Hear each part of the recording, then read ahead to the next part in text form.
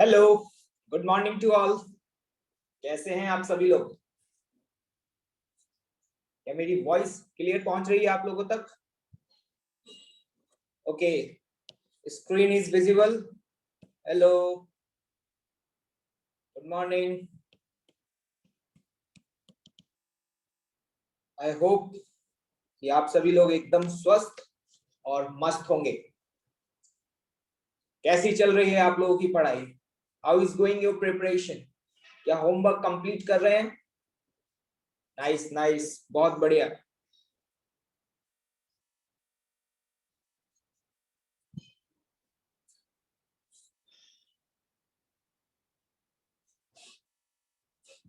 Race number 7 के answers लिखे हुए हैं। वैसे तो मैंने आंसर शेयर भी किए थे, एक बार आप अपने आंसर्स को क्रॉस चेक कर लें। रेस नंबर 7 थोड़ी सी क्वाइटली डिफिकल्ट लगी होगी कुछ स्टूडेंट्स के लिए। ठीक है, कोई दिक्कत वाली बात नहीं है। ठीक है, इसकी आदत बना लो।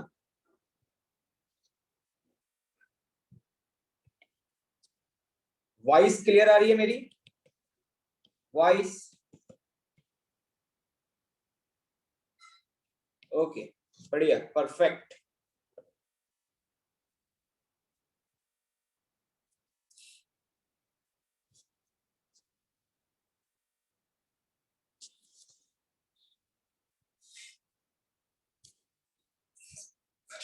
देखिए भाई, एक बात विशेष तौर से मैं आप सभी को बताना चाहता हूँ कि कुछ स्टूडेंट्स मैं ऑब्जर्व करता हूँ कि थोड़ा सा तकलीफ में आ जाते हैं कि सर क्वेश्चंस थोड़े कम बन रहे हैं, लैंग्वेज समझ में नहीं आ रही, सर इस सब्जेक्ट में मुझे ये प्रॉब्लम हो रही है, सर इस सब्जेक्ट में मुझे इस तरीके की प्रॉब्लम फेस हो रही है।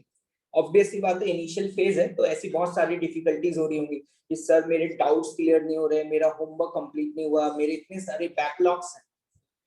ये एक कॉमन प्रॉब्लम है, ठीक है, और ऐसा 15 से 20% लोगों के साथ थोड़ी ज्यादा प्रॉब्लम्स आ रही है, इट्स रिलेटिव।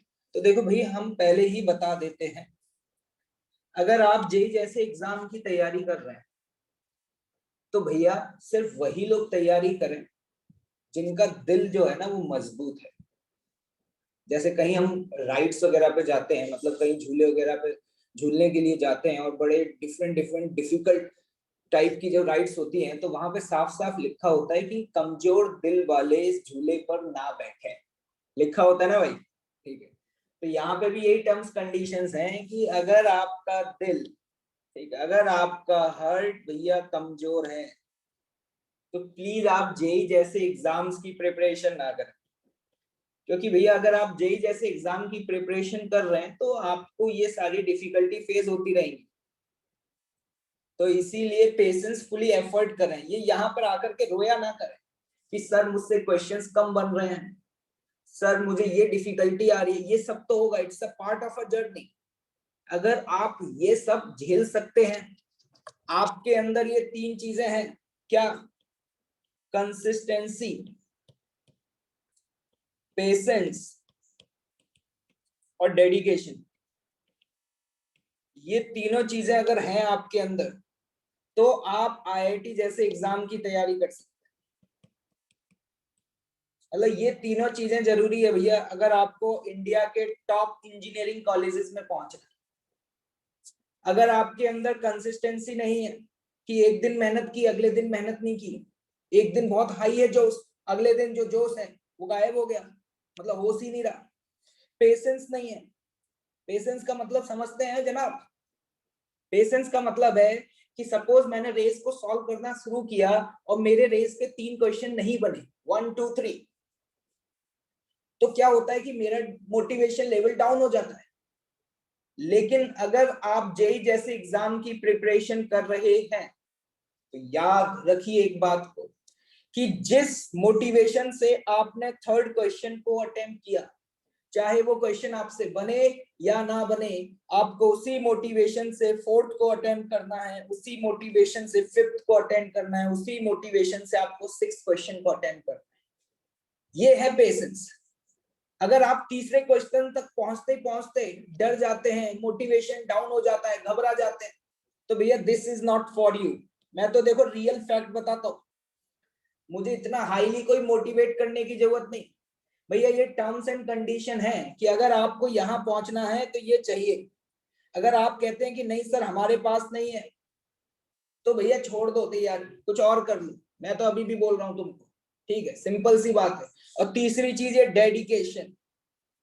डेडिकेशन का मतलब होता है पागलपन, किसी चीज के लिए जुनून, कि बस यही करना है।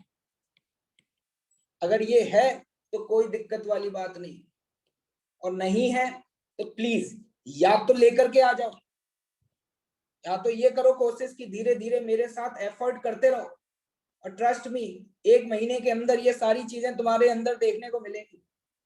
और अगर नहीं कर सकते कि सर हम तो अपने हिसाब से ही चलेंगे, हम किसी की बात नहीं मानते, हम तो अपने पेरेंट्स की बात नहीं मानते, आप कौन होते हैं, तो कोई दिक्कत नहीं है, this is not for. Simple सी बात बता दी है, आप लोग सोच लें, दिमाग चला लें, ठीक है। अगर आपको लगता है कि ये सारी चीजें आप कर सकते हैं, तो ये मेरी गारंटी है कि यहां तक मैं पहुंचाऊंगा तुम्हें। और सिर्फ ऐसे ही नहीं, किसी भी कॉलेज में, आपके मनचाही ब्रांच के साथ टॉप कॉलेज में, लेकिन मेरी बताई हुई बातों को आपको फॉलो करना पड़ेगा। ये नहीं होना चाहिए कि एक क्वेश्चन अटेम्प्ट किया, नहीं बना, अगला क्वेश्चन अटेम्प्ट ही नहीं किया, मोटिवेशन ही डाउन हो गया। इस तरीके के अप एंड डाउन्स याद रखना, इस तरीके के अप एंड डाउन्स आपकी लाइफ में आते रहेंगे, क्योंकि सफर बहुत लंबा है।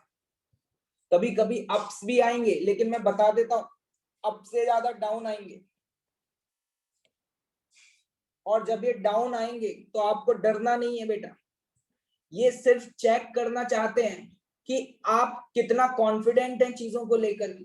ये आपके मोटिवेशन को बार बार गिराएंगे और आपके अंदर से नेगेटिव फीलिंग्स आएंगी, लेकिन गिव अप मत करना, ठीक है।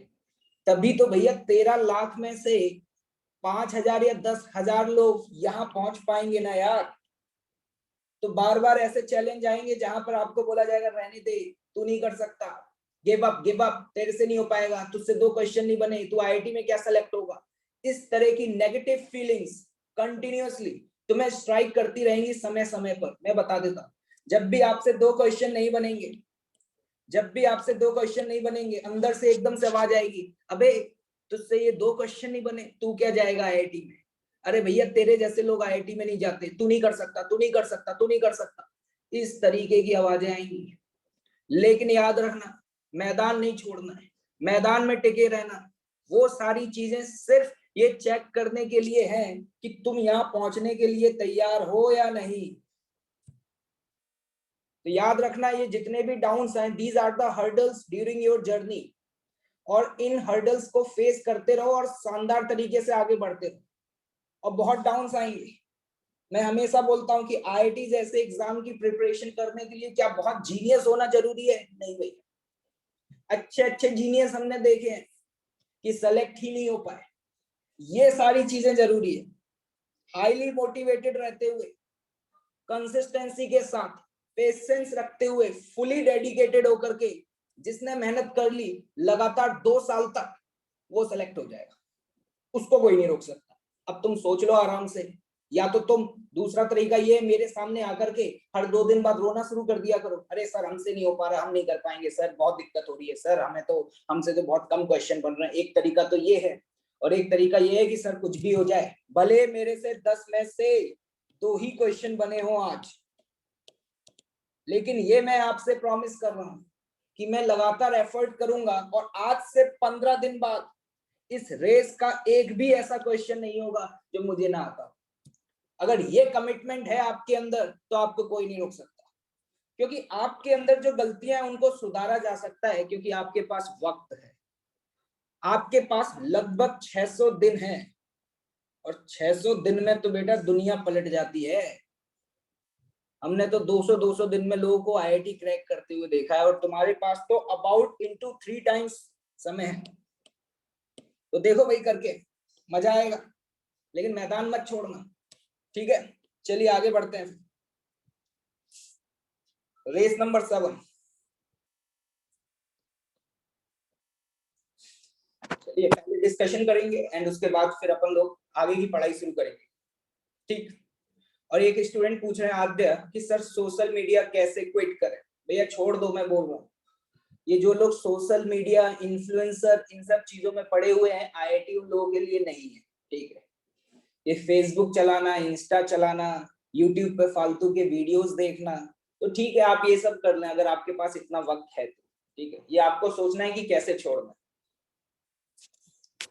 चलिए फटाफट से क्वेश्चन करते हैं, क्विक डिस्कशन करेंगे। ओके, देखिए ऑलमोस्ट सभी स्टूडेंट ज्वाइन कर चुके हैं। क्वेश्चन नंबर 1 बहुत बढ़िया क्वेश्चन है, बस लैंग्वेज को समझने की जरूरत थी। यहाँ पर क्या है, क्वेश्चन को अगर आपने पढ़ा हो तो एक मैन है जो कि 10 मीटर चलता है पहले, मान लीजिए ये इसका इनिशियल पॉइंट है, यहाँ से 10 मीटर गया। 10 मीटर चलने के बाद हर 10 मीटर चलने के बाद ये एक टर्न लेता है, और वो जो टर्न लेता है वो 60 डिग्री लेता है। तो फिर से 60 डिग्री टर्न लिया तो इधर, फिर 60 डिग्री टर्न लेगा तो इधर, फिर 60 डिग्री टर्न लेगा तो इधर।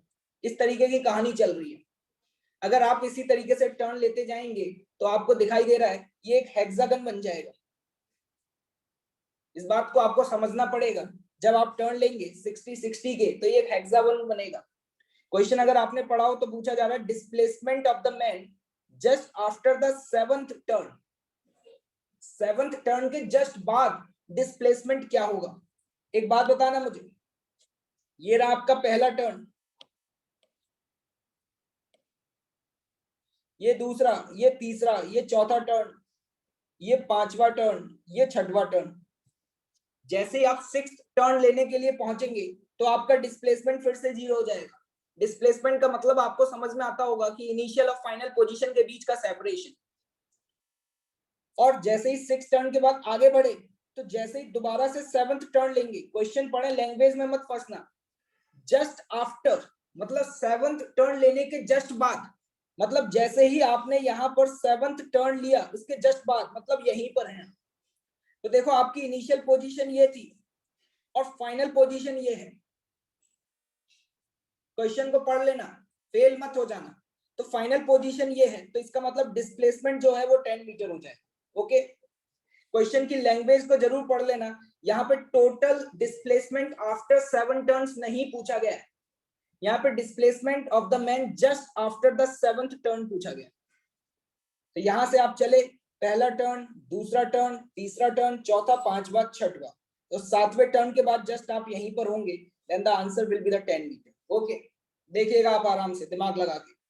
क्वेश्चन नंबर 2 फटाफट क्विक डिस्कशन। इस तरीके के सवाल हम सॉल्व कर चुके हैं। यहाँ पे डायरेक्शन पूछा जा रहा है, direction of change in velocity vector. Question अगर आपने पढ़ा हो तो आपको समझ में आ रहा होगा कि पहले वो नॉर्थ डायरेक्शन में मूव कर रहा था, मतलब उसकी इनिशियल वेलोसिटी किस डायरेक्शन में है जनाब, नॉर्थ डायरेक्शन में, 2√3। ये है उसका इनिशियल वेलोसिटी वेक्टर। देखिएगा, समझने का प्रयास कीजिएगा। और फाइनली वो किस डायरेक्शन में जा रहा है, ईस्ट डायरेक्शन में जा रहा है with a velocity of 6 meter per second. यहां पर ये आपको टाइम वाइम दिया हुआ है, ये t = 8 सेकेंड। ये टाइम तो आपको क्वेश्चन को बेवकूफ बनाने के लिए दिया हुआ है। इस क्वेश्चन को सॉल्व करने के लिए तो मुझे टाइम की जरूरत ही नहीं पड़ती है। ये तो बस इसलिए दिया गया कि आधी जनता टाइम देखकर ही क्वेश्चन छोड़ देगी, पता नहीं टाइम का क्या यूज करना है। ऐसे भी क्वेश्चन कभी कभी जेई में पूछे जाते हैं कि जहां पर वो आपको एडिशनल इंफॉर्मेशन दे देंगे और उस इंफॉर्मेशन का हमारे लिए कोई भी यूज नहीं होगा। ये मेरी बात समझिएगा, ठीक है। उस इंफॉर्मेशन का हमारे लिए कोई भी यूज नहीं होगा और उस इंफॉर्मेशन को देख करके हम डर जाते हैं और हमें लगता है कि पता नहीं यार क्वेश्चन में क्या पूछ लिया, और इस चक्कर में आसान आसान क्वेश्चन भी हमसे नहीं हो पाते। तो यहाँ पर पहले ये नॉर्थ डायरेक्शन में जा रहा था, फिर जनाब ये ईस्ट डायरेक्शन में जा रहा है। ओके, पहले ये नॉर्थ डायरेक्शन में जा रहा था और फिर उसके बाद ये ईस्ट डायरेक्शन में जा रहा है। आपसे क्या पूछा गया सवाल, direction of change in its velocity vector. Change निकालना है वेलोसिटी वेक्टर में। पहले एक बात बताओ मुझे, चेंज का मतलब क्या होता है, फाइनल माइनस इनिशियल। तो देखो ये तो आपका final velocity vector as it is, और इनिशियल वेलोसिटी वेक्टर को उल्टा कर दूं मैं, this is minus of initial velocity vector. ये आपको समझ में आ रहा होगा क्योंकि हमने पहले भी देखा था कि चेंज का मतलब क्या है, final velocity vector minus initial velocity vector. मतलब हम यहाँ पर इनिशियल वेलोसिटी वेक्टर को उल्टा करके जोड़ दें, इन दो वेक्टर का जो रिजल्टेंट है, क्या वही रिजल्टेंट मुझे मेरा आंसर देगा? मतलब ये जो डायरेक्शन आप देख पा रहे हैं, क्या ये डेल्टा V होगा? बताएं भाई, देखें आप ध्यान से। ये सारंग यहाँ पर सारंग रस्तोगी टाइप कर रहे हैं कि सर वीडियो बंद कर दें। वीडियो, बेटा वीडियो बंद नहीं कर सकते ना, तुम्हारे हिसाब से थोड़ी ना चलेंगे, है ना। पता नहीं लोग मुझे एडवाइजेस क्यों देने लग जाते हैं। क्या मैं आपकी बात मानने वाला हूँ क्या, या मैं आपसे पूछ रहा हूँ कि मुझे क्या करना चाहिए? अच्छा, डिफरेंट स्टूडेंट्स की वीडियो बंद करने के लिए बोल रहा है। ओके ओके भाई, और सभी स्टूडेंट्स जो हैं वो अपनी वीडियो को बंद कर लीजिएगा, ठीक है।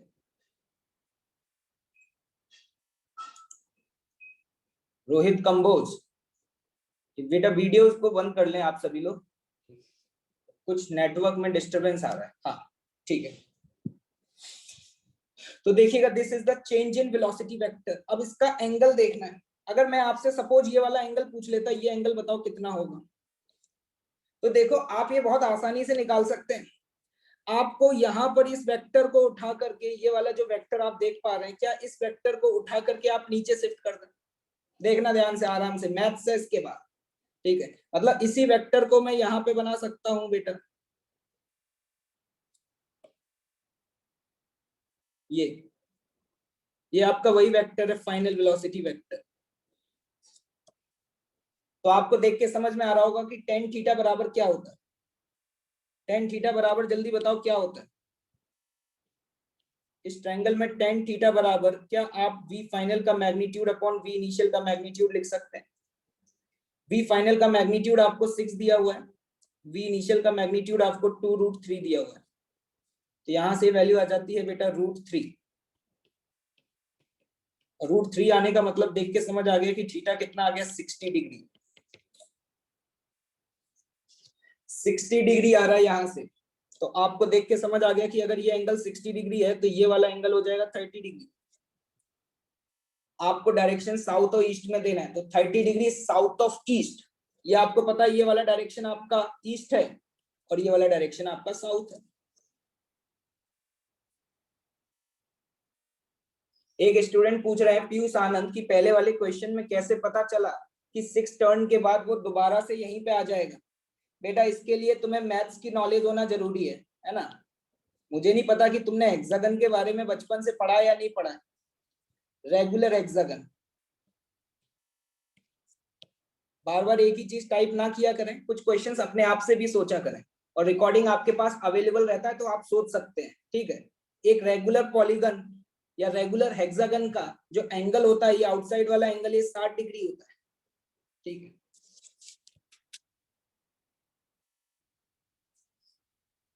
तो यहां से आपके पास थीटा की वैल्यू 60 डिग्री आ जाती है। क्लियर? चलिए आगे बढ़ते हैं। नेक्स्ट क्वेश्चन नंबर 3 इंपॉर्टेंट है। क्वेश्चन नंबर 3 इंपॉर्टेंट है, स्टार मार्क कर लें। इस तरीके के सवाल आपको आगे भी मिलते रहेंगे, बहुत बढ़िया क्वेश्चन है। देखें, which of the following set of forces can't give a zero resultant force. ये आपको 3 फोर्सेस का सेट दिया हुआ है और आपसे पूछा जा रहा है कि किस केस में जीरो रिजल्टेंट संभव नहीं है। तो देखो, ऐसे क्वेश्चंस को करने के लिए मैं आपको बता देता हूं, अगर 3 फोर्सेस का सेट दिया हुआ है तो रिजल्टेंट जीरो होने का मतलब F1 vector plus F2 vector plus F3 vector का सम जीरो होना चाहिए। और इन तीनों का सम जीरो होने का मतलब क्या है? अगर मैं पॉलीगन लॉ से सोचूं तो पॉलीगन लॉ के हिसाब से क्या ये इस तरीके से क्लोज लूप बनाना चाहिए? अगर ये मेरा F1 वेक्टर है, ये F2 वेक्टर है और ये F3 वेक्टर है, अगर आपने क्लोज पॉलीगन वाला फंडा पढ़ा हो तो अगर 3 वेक्टर का रिजल्टेंट जीरो है तो तभी जीरो होगा। F1 vector plus F2 vector plus F3 vector का समेशन जीरो। और एक ट्राइंगल बनाने के लिए व्हाट इज द कंडीशन? एक ट्राइंगल कब बनता है? एक ट्राइंगल बनाने की कंडीशन क्या होती है? इस बात को याद रखना, जब भी ऐसे क्वेश्चंस आते हैं, जैसे कि यहाँ पर 3 साइड्स दी हुई हैं, तो ऐसे क्वेश्चंस को करने का तरीका क्या है कि सम ऑफ ये आपको 9th-10th क्लास की मैथ्स में बताया गया था कि एक ट्रायंगल बनाने की कंडीशन क्या होती है कि दो स्मॉलेस्ट साइड का सम तीसरी साइड से ज्यादा होना चाहिए, मतलब the sum of two smallest side should be greater than the third side, greater than or equal। अगर इक्वल हो गए तो उस केस में वो सारे के सारे वेक्टर एक ही लाइन के अलोंग आ जाएंगे। देखो ये वाली कंडीशन है, इस कंडीशन को याद रखना, इसको स्टार मार्क कर लो, ऐसे सवाल तुम्हें आगे भी मिलेंगे। अगर किसी भी दो स्मॉलेस्ट साइड का सम तीसरी थर्ड साइड से ज्यादा या बराबर हुआ तो उस केस में रिजल्टेंट 0 आ सकता है। अब जरा ध्यान से ऑब्जर्व करें, पहले वाले केस में 1 1 1 तीनों ही 1 1 है, तो ये तो देखते ही समझ में आ रहा है इक्विलैटरल ट्रायंगल ही बन जाएगा, और कोई भी दो साइड का सम तीसरी साइड से ज्यादा ही आ रहा है। दूसरे वाले ऑप्शन को देखें, स्मॉलेस्ट साइड कौन कौन सी है, 2 3 और 4 में, 2 3 और 4 में स्मॉलेस्ट साइड कौन कौन सी है, 2 और 3, और 2 और 3 का सम क्या 4 से ज्यादा आ रहा है, 2 और 3 का सम क्या 4 से ज्यादा आ रहा है, क्यों भाई, आ रहा है या नहीं आ रहा है, बिल्कुल आ रहा है। तो इसका मतलब इस केस में भी जीरो रिजल्टेंट पॉसिबल है, पहले केस में भी जीरो रिजल्टेंट पॉसिबल है। अब आ जाते हैं सी पार्ट पर। सी पार्ट क्या है, 2 3 और 5। अब देखना यहाँ पे दो चीजों का सम 5 के बराबर आ रहा है। अगर ऐसा कभी होता है जब दो चीजों का सम तीसरे के बराबर हो जाए तो उस केस में वो तीनों फोर्सेस एक ही लाइन के अलोंग लग रहे होंगे, मतलब इस केस में ट्रायंगल तो नहीं बनेगा। ये कहानी पता है कैसी हो जाएगी, फील दिला सकता हूं आपको एक ब्लॉक पे फोर्स लगा करके।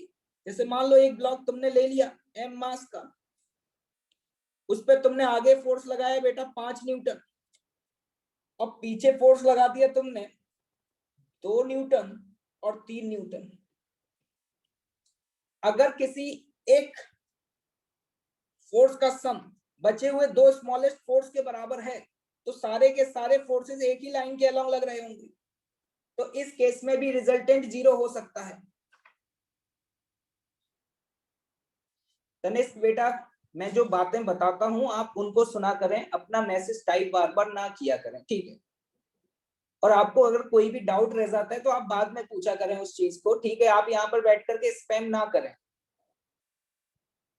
पढ़ाई पे ज्यादा ध्यान दें। टाइप करते रहेंगे तो आपको कुछ भी समझ में नहीं आएगा।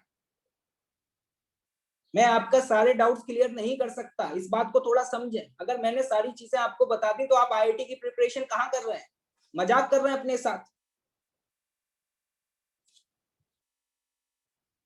जितना मुझे लगता है कि आईआईटी के लिए सफिशिएंट है डेफिनेटली मैं एक्सप्लेन करूंगा, और जहां मुझे लगेगा कि इससे ज्यादा जरूरी नहीं है मैं एक्सप्लेन नहीं करूंगा, क्योंकि अगर मैं बहुत ज्यादा एक्सप्लेन कर रहा हूं तो मैं आपका नुकसान कर रहा हूं।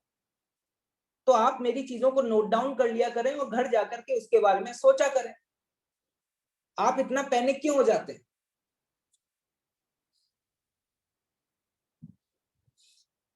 नेक्स्ट, अब आप डी ऑप्शन को देखें। देखो यहाँ पे दो स्मॉलेस्ट फोर्सेस कौन से हैं, 2 न्यूटन और 3 न्यूटन।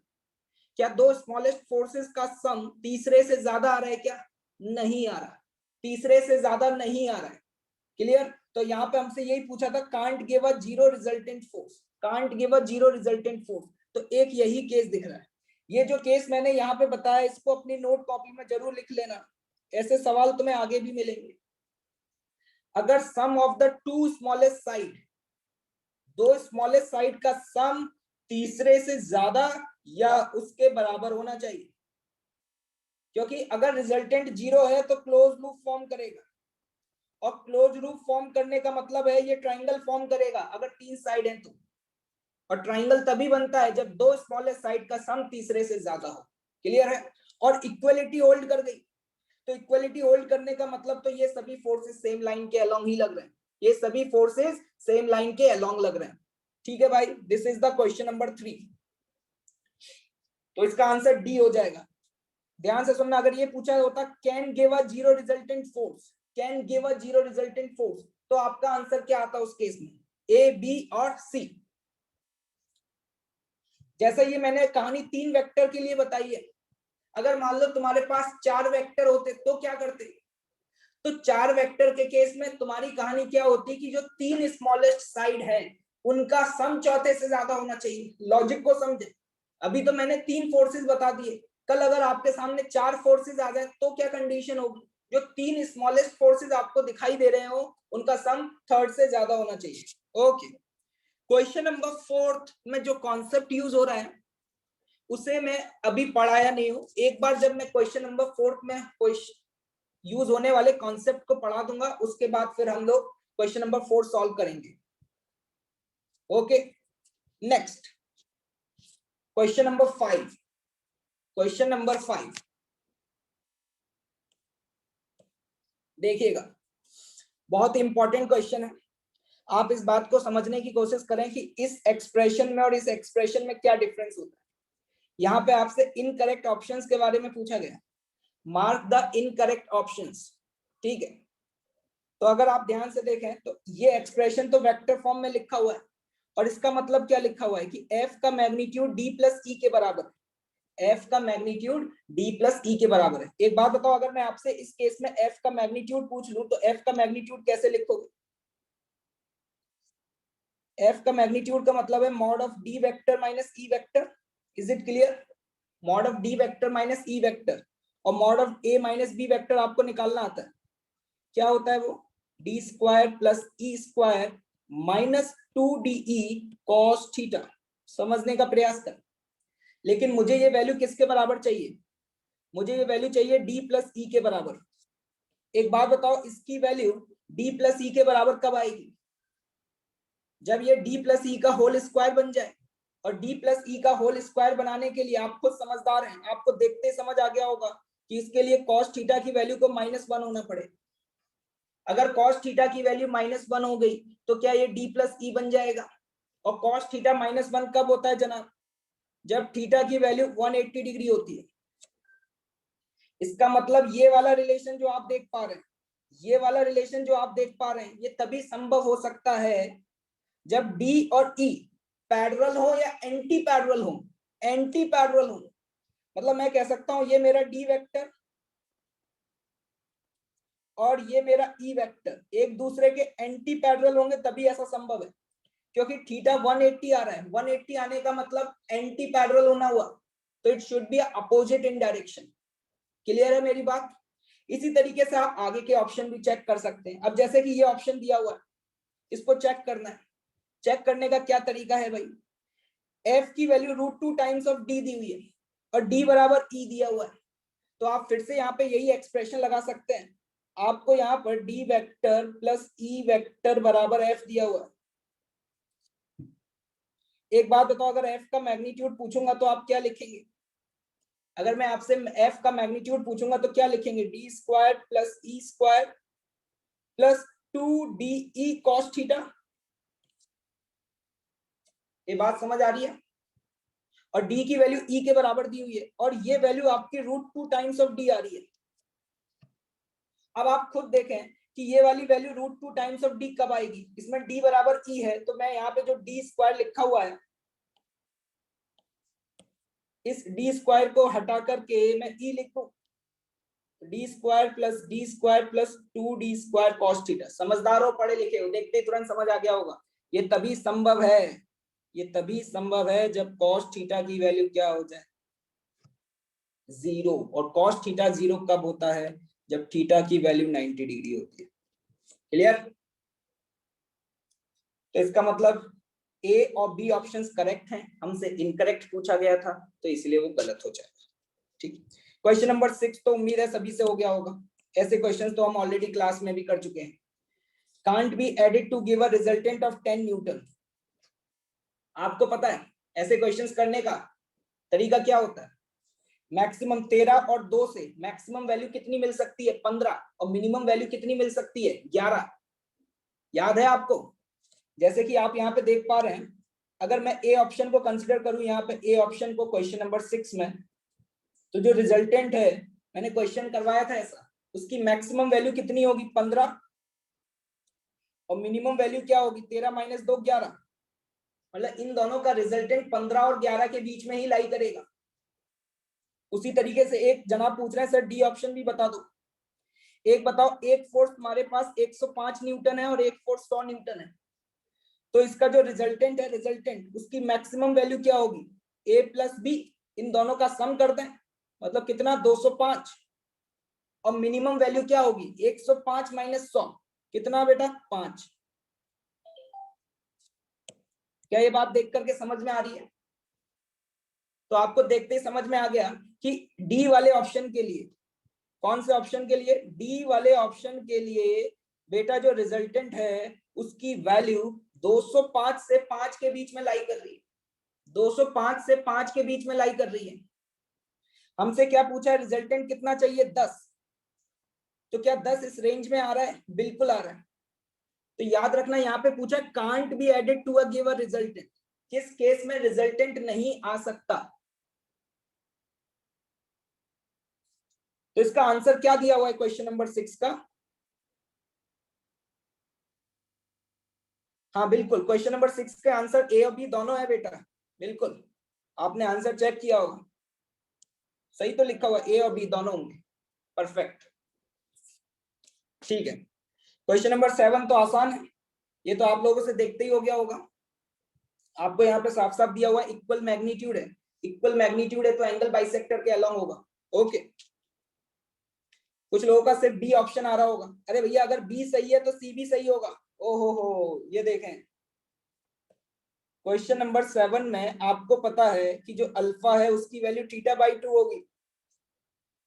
अगर दोनों तरफ 10 लगा दो तो यहाँ पर आप ऐसे भी लिख सकते हो ट्रिग्नोमेट्रिक फंक्शन के हिसाब से, tan अल्फा बराबर tan θ/2।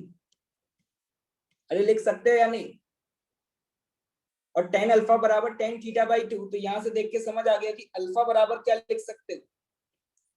tan inverse of tan θ/2।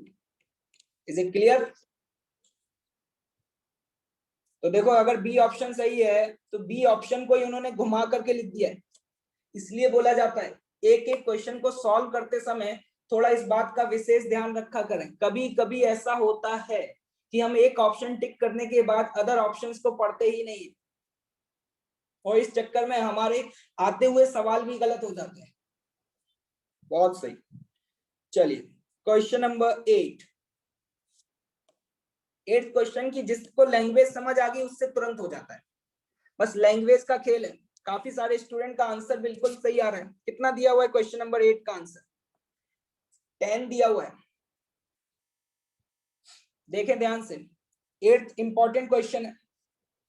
Question पढ़े, A vector A of magnitude 8 unit has 2 component. एक वेक्टर है जिसका मैग्नीट्यूड 8 यूनिट है और उसके 2 कंपोनेंट है। देखना, मेरी बात ध्यान से सुनना, ये मैंने बना दिया ए वेक्टर। क्वेश्चन पढ़ रहे हैं सभी लोग? ये है मेरा ए वेक्टर और इस ए वेक्टर के 2 कंपोनेंट हैं। तो मैंने उस दिन आपको बताया था एक वेक्टर को कितने भी कंपोनेंट में तोड़ा जा सकता है। इसके 2 कंपोनेंट हैं और उसमें से बोला है कि एक कंपोनेंट जो है वो ए के परपेंडिकुलर है। मतलब देखना ध्यान से, मैं ए को 2 कंपोनेंट में तोड़ रहा हूं। एक मैंने बनाया यहाँ पर बी वेक्टर और जनाब एक मैंने बनाया यहाँ सी वेक्टर। क्वेश्चन की लैंग्वेज को पकड़ना पड़ेगा। आपको ये समझ में आना चाहिए कि मैंने यहाँ पे बी वेक्टर को ए के परपेंडिकुलर क्यों बनाया है। ठीक, अब देखना ध्यान से, ए वेक्टर का मैग्नीट्यूड कितना दिया हुआ है? 8।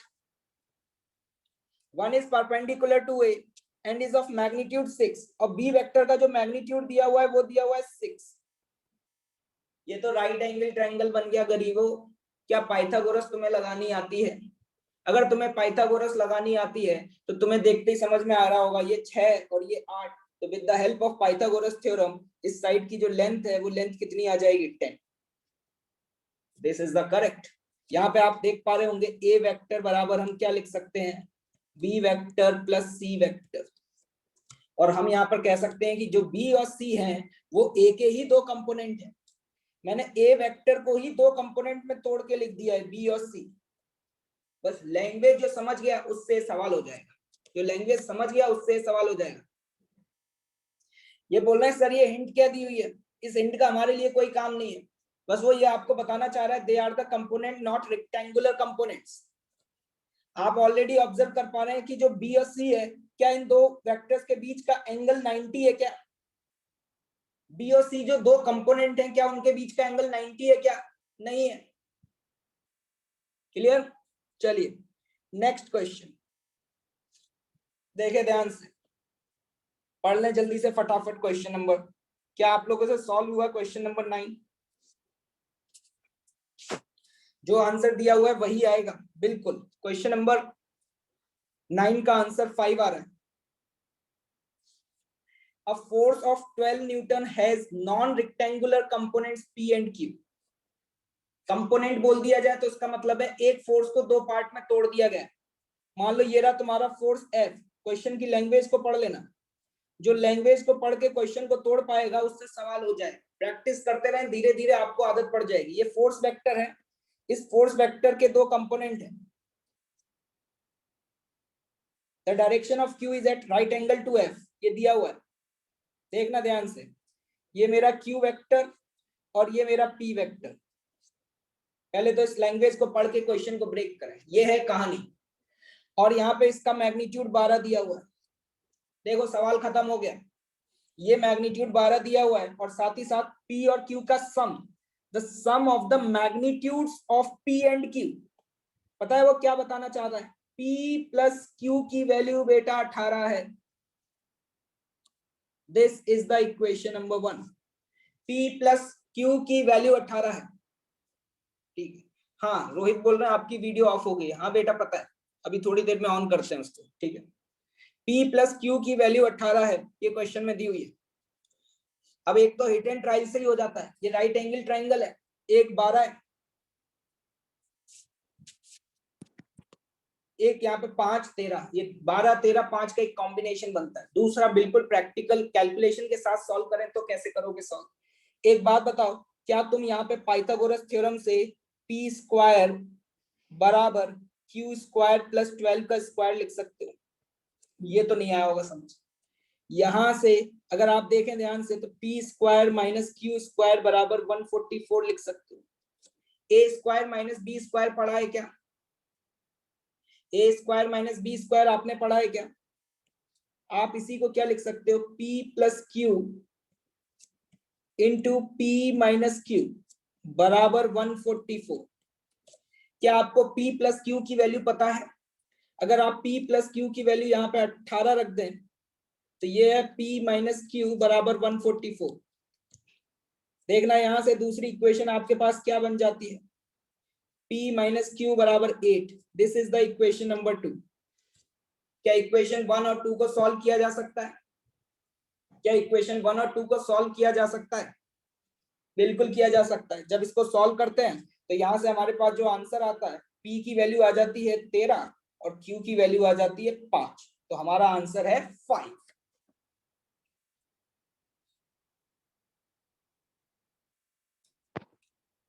बिल्कुल। चलिए भाई आगे बढ़े, उम्मीद कर रहा हूं समझ आ गया होगा। नोट नहीं कर पाए कोई दिक्कत की बात नहीं है, हैंड आउट शेयर कर दूंगा, वहां से नोट कर लीजिएगा। तो ये हो गया रेस नंबर 7 का डिस्कशन। रेस नंबर 7 में जो क्वेश्चंस आपसे नहीं हुए उन्हें दोबारा अटेम्प्ट करना है। रेस नंबर 7 का क्वेश्चन नंबर 4 मैंने अभी डिस्कस नहीं किया है, उसे मैं बाद में डिस्कस करूंगा। चलिए आगे बढ़ते हैं।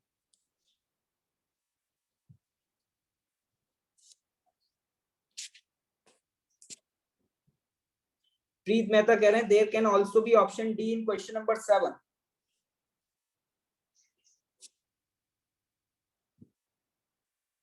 Alpha is any possible value between 0 to theta. कैसे बेटा? 0 से थीटा के बीच में कोई भी वैल्यू कैसे हो जाएगी? थीटा बाई 2 ही होगी ना।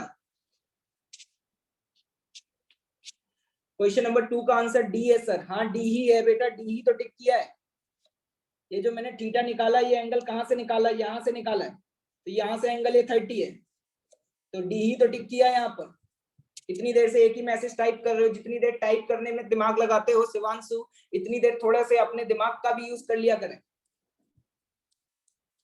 चलिए आप देखिएगा खुद से। नेक्स्ट क्वेश्चन नंबर 25 तो आप लोगों से हो ही गया होगा। 25 तो डेफिनेटली हो गया होगा, ऐसा क्वेश्चन तो हम क्लास में कर चुके हैं। ठीक है 26, डिस्प्लेसमेंट फ्रॉम द ओरिजिन। पुलकित, मैं क्लास से आपको एग्जिट कर दूंगा, मुझे मत बताओ कि मुझे अभी क्या करना है। तुम लोगों को बिल्कुल भी डिसिप्लिन नहीं है यार। मैं यहाँ पे डिस्कशन कर रहा हूँ, सब पढ़ाओ भी, तुम मुझे बताओगे बेटा कि मुझे क्या करना चाहिए।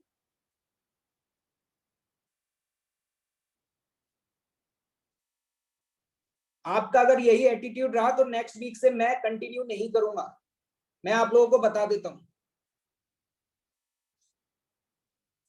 ये वाला क्वेश्चन हम ऑलरेडी क्लास में कर चुके हैं, आप एक बार क्लास नोट्स को रेफर करें, आपको ये समझ में आ जाएगा। Next question number 26। 26 बहुत आसान क्वेश्चन है, अगर आप ध्यान से पढ़ेंगे तो आपको समझ में आएगा। पहले वो 3 मीटर नॉर्थ डायरेक्शन में मूव करता है, देखें ध्यान से, ये 3 मीटर नॉर्थ डायरेक्शन में गया, फिर उसके बाद 4 मीटर टुवर्ड्स द ईस्ट, उसके बाद 4 मीटर ईस्ट डायरेक्शन में चलता है। क्लियर? अब यहाँ पे पहुंच चुका है। अब देखिएगा यहाँ पे पहुंचने के बाद क्या बोला गया, 5 meter towards the 37 degree south of west. यहां से 37 डिग्री साउथ ऑफ वेस्ट, मतलब वेस्ट से 37 डिग्री पे जाना है। तो अगर आप ऑब्जर्व कर पा रहे हो तो पता है ये वाला लेंथ यहीं पे आ जाएगा 5 मीटर, और ये एंगल 37 डिग्री। अगर आप ट्राइंगल बनाएंगे तो आपको ये बात समझ आ जाएगी बेटा। पहले 3 मीटर इधर गया, फिर 4 मीटर इधर गया, और फिर इधर ही आ गया। तो इसका रिजल्टेंट कितना होगा आपको समझ में आ रहा है? इनिशियल पोजीशन और फाइनल पोजीशन सेम है, तो resultant will be what? Resultant will be the 0 meter. Okay, ठीक है, चलिए आगे बढ़ते हैं। हाँ, ये क्वेश्चन बढ़िया है O1 का। क्या आप लोगों से हुआ ये क्वेश्चन? बहुत बढ़िया, काफी सारे स्टूडेंट से हुआ, काफी लोगों से नहीं हुआ। मैं आपको बता रहा हूँ कि आपने अगर इसकी पीडीएफ सॉल्यूशंस देखे, पहले आपने, जिन लोगों से नहीं हुआ वो इसका पीडीएफ सॉल्यूशन देखें, क्योंकि बिल्कुल as it is same question मैंने यूनिट एंड डायमेंशन में लास्ट वाला कराया था। यूनिट एंड डायमेंशन का अगर आप लास्ट न्यूमेरिकल देखेंगे, वो एक एपी सिस्टम, आदित्य सिस्टम करके, वो सेम क्वेश्चन यही था। ठीक, जिन लोगों से नहीं हुआ उन लोगों को मेरा एडवाइस है कि एक बार पीडीएफ सॉल्यूशन देखें, और उसके बाद फिर मेरे से आप अगली क्लास में पूछ सकते हैं। एपी सिस्टम वाला क्वेश्चन देखिएगा, एक क्लास नोट्स में एक क्वेश्चन कराया था यूनिट एंड डायमेंशन में, एपी सिस्टम, आदित्य पांडे वाला सिस्टम। सवाल बहुत आसान है, लेकिन लैंग्वेज कुछ लोगों को समझ में नहीं आती, इसलिए गलती हो जाती है। कोई दिक्कत नहीं है, पीडीएफ मैंने शेयर की हुई है, आप उस पीडीएफ में इसका आंसर चेक करिएगा और देखिएगा क्या गलती हो रही है। ठीक है, चलिए फिर स्टार्ट करते हैं। एक स्टूडेंट तो कह रहे हैं कि सर आपने दिया ही नहीं था। भाई तुम, मुझे लगता है हैंड आउट देखते ही नहीं हो। भाई लोगों को बताओ, क्या मैंने ये क्वेश्चन दिया था? क्या ये मैंने क्वेश्चन दिया था होमवर्क में?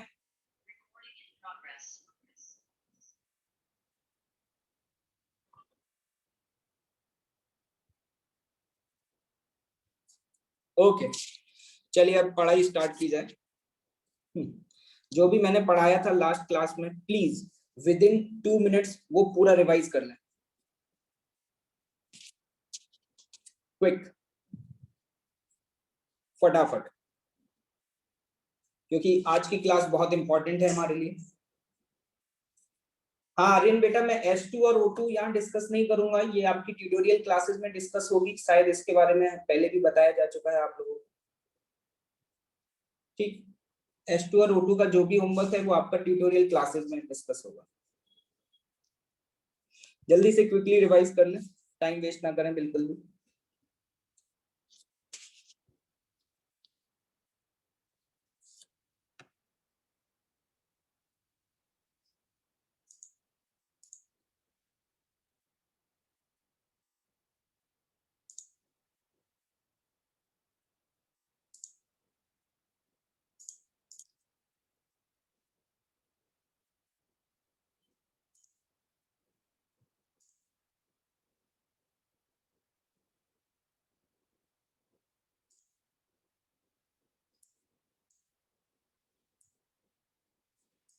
हाँ देखिएगा, मैं फटाफट से एक बार क्विक रिवाइज करा रहा हूँ, मेरी बातों को ध्यान से सुनिएगा, ठीक है।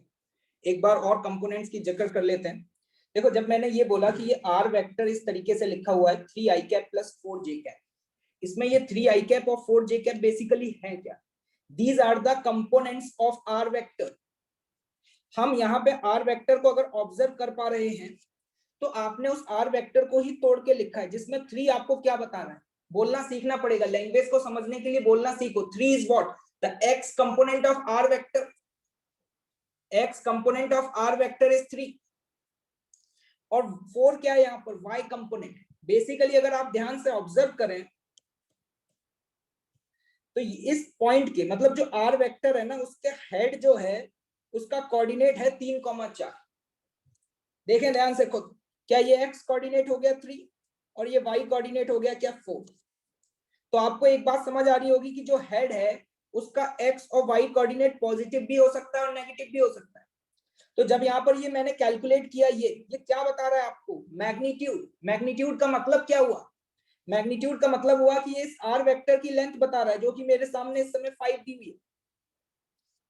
ओके, आर कैप क्या है? इंपॉर्टेंट बात, व्हाट इज आर कैप?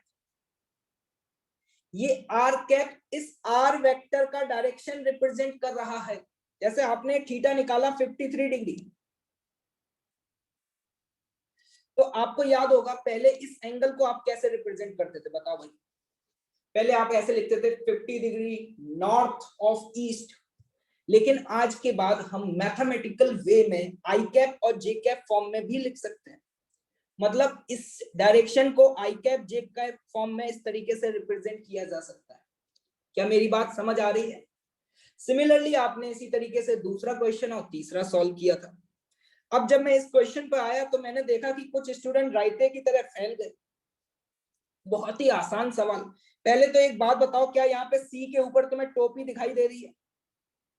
अगर तुम्हें सी के ऊपर टोपी दिखाई दे रही है तो इसका मतलब क्या होता है? क्या ये यूनिट वेक्टर ऑफ सी है? अगर ये यूनिट वेक्टर ऑफ सी है तो क्या मैं बोल सकता हूं कि इसका जो मैग्नीट्यूड है, क्या मैग्नीट्यूड 1 के बराबर होगा? आप ये जानते हैं कि अगर कोई वेक्टर इस तरीके से लिखा हुआ है आई कैप और जे कैप फॉर्म में, तो उसका मैग्नीट्यूड कैसे निकालते हैं? The square root of X component का स्क्वायर प्लस वाई कंपोनेंट का square, X component plus Y component का स्क्वायर। अब इसके बाद क्या करना है? इसके आगे तो सॉल्व करना है, स्क्वायर कर दो दोनों तरफ और उसके बाद ए को वहां ले जाओ। मैंने कहा यहाँ पे ए की दोनों वैल्यू हो सकती है, तो कुछ लोग मेरी बात का बुरा मान गए कि अरे सर कैसे दो हो सकती हैं, आपने तो बताया था पॉजिटिव वैल्यू लेनी है। उनको बस इतना याद रहा कि पॉजिटिव वैल्यू लेनी, उससे पहले और बाद की कहानी तो उन्हें याद ही नहीं। पॉजिटिव वैल्यू मैग्नीट्यूड की होती है। एक बात बताओ, यहाँ पर ए क्या है? क्या ए एक्स कंपोनेंट है? क्या ए एक्स कंपोनेंट है? क्या एक्स कंपोनेंट पॉजिटिव या नेगेटिव नहीं हो सकता? आप एक बात बताओ, क्या आपने यहाँ पे जब ये सवाल सॉल्व किया था क्वेश्चन नंबर 2, क्या आपको यहाँ पे इसका एक्स कंपोनेंट -√3 नहीं दिख रहा था? क्या यहाँ पे इसका एक्स कंपोनेंट नेगेटिव नहीं था? सर अब थोड़ा चमक गया। अब देखना, किसी ने कहा कि सर इसका एक बार डायग्राम बना के बताओ, तो मैंने कहा बिल्कुल बनाऊंगा। तो देखना, अगर मैं सी वेक्टर को ये ले लूं, देखना सी कैप को मैं क्या ले लूं, ए की वैल्यू 0.6 रखूं तो ऐसे लिखूंगा 0.6 आई कैप प्लस 0.8 जे कैप। अगर मैं आपसे कहूं कि ये वेक्टर ड्रॉ करके बताओ, क्या तुम इस वेक्टर को ड्रॉ कर पाओगे? क्या तुम इस वेक्टर को ड्रॉ कर पाओगे? आपको देखते ही समझ में आ रहा होगा कि मुझे एक्स एक्सिस के अलोंग कितना चलना है, 0.6, और वाई एक्सिस के अलोंग 0.8।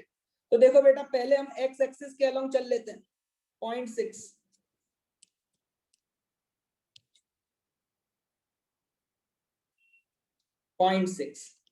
अब y के अलोंग 0.8, ये लो 0.8। ठीक है भाई। अब इसके बाद ये जो वेक्टर आप यहां से बनाओगे, ये वाला वेक्टर, ये आपका सी कैप है। सर इसके ऊपर कैप क्यों लगी हुई है? क्योंकि इसकी लेंथ 1 मीटर है और ये डायरेक्शन को बता रहा है। क्या ये बात समझ आई बेटा? अगर मैं यहाँ पर सी की वैल्यू कोई और ले लेता, क्या सर क्या कहना चाह रहे हो? अगर मैं यहाँ पे सी कैप को ऐसे लिखता, -0.6 आई कैप प्लस 0.8 जे कैप, इस तरीके से लिखता, तो इसका मतलब क्या, मेरा एक्स कोऑर्डिनेट क्या है बेटा, जल्दी बताओ, एक्स कोऑर्डिनेट क्या है, पॉजिटिव या नेगेटिव? एक्स कोऑर्डिनेट क्या है, पॉजिटिव या नेगेटिव? नेगेटिव। तो बताओ इसका मतलब है कि मैं पॉजिटिव एक्स एक्सिस के अलोंग मूव करूं या नेगेटिव? नेगेटिव के अलोंग। कितना? 0.6। और वाई के अलोंग कितना चलोगे? 0.8। तो इस केस में आपका जो सी वेक्टर है, क्या वो सी वेक्टर ये हो जाएगा जिसको अपन ने सी कैप बोला, जिसका मैग्नीट्यूड 1 है। क्या मेरी बात समझ आई भाई? क्या मेरी बात समझ आई भाई? चलिए सर, आर वेक्टर और आर वेक्टर के मॉड में डिफरेंस बता दीजिए। बेटा क्या पूछ रहे हो यार? आर वेक्टर का मतलब उसके पास मैग्नीट्यूड और डायरेक्शन भी है, और मॉड का मतलब उसके पास सिर्फ मैग्नीट्यूड है। ठीक है, चलिए आगे देखिएगा, ध्यान दिमाग लगाइएगा अपना, इतना बता दिया, इसके आगे आप खुद सोचिएगा, अब नहीं बता पाऊंगा इसके आगे। नेक्स्ट, अब आते हैं इंपॉर्टेंट पार्ट। देखें ध्यान से, आपने इससे पहले जो सवालों को सॉल्व किया उसमें आपके पास कोई भी वेक्टर आई कैप और जे कैप फॉर्म में दिया हुआ था। जैसे मैंने लिखा था आर वेक्टर बराबर 3 आई कैप प्लस 4 जे कैप, मतलब आपको आर वेक्टर के ऑलरेडी एक्स और वाई कंपोनेंट दिए हुए थे, और फिर मैं आपसे पूछ रहा था कि आर का मैग्नीट्यूड बताओ, उसका डायरेक्शन बताओ। अब हम यहाँ पे उसके जस्ट रिवर्स सवालों को करने वाले हैं। अब हमारे पास यहाँ पर ये वेक्टर एक एक्स वाई प्लेन में दिए, आप ऑब्जर्व कर पा रहे हो, तो ये जो वेक्टर्स दिए हुए हैं जनाब, ये वेक्टर आपको एक्स वाई प्लेन में दिए हुए हैं, और हमें इसके कंपोनेंट्स करने हैं। मतलब जैसे आप यहाँ देख रहे हो, एक फोर्स है 10 न्यूटन का जो कि इस डायरेक्शन में लग रहा है, और हमें इसका एक्स और वाई कंपोनेंट फाइंड आउट करना है। क्या फाइंड करना है? एक्स और वाई कंपोनेंट। तो उस दिन मैंने बताया था, आप देख भी सकते हैं नोट्स में, ये 37 डिग्री किसके साथ एंगल बना रहा है? क्या ये एक्स एक्सिस के साथ एंगल बना रहा है? तो जिस एक्सिस के साथ वो एंगल बना रहा है उसके अलोंग वाला कंपोनेंट cos थीटा वाला होता है। जैसे कि मैं यहाँ पर अगर मुझसे कोई पूछे कि what is the X component, तो जल्दी से बताएं एक्स कंपोनेंट क्या लिखेंगे? 10 cos 37। 10 cos 37। क्या मेरी बात समझ आ रही है?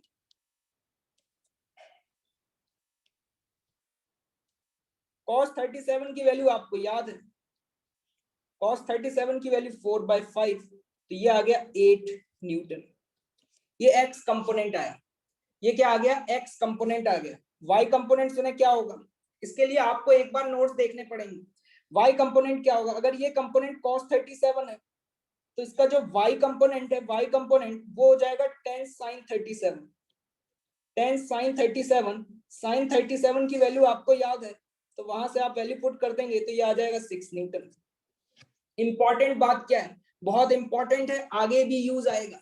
मान लो कोई भी आपको वेक्टर दिया हुआ है, जैसे अभी तो मैंने आपको फोर्स वेक्टर दिया, सुनिएगा ध्यान से, सुनिएगा, फोकस करके सुनिएगा।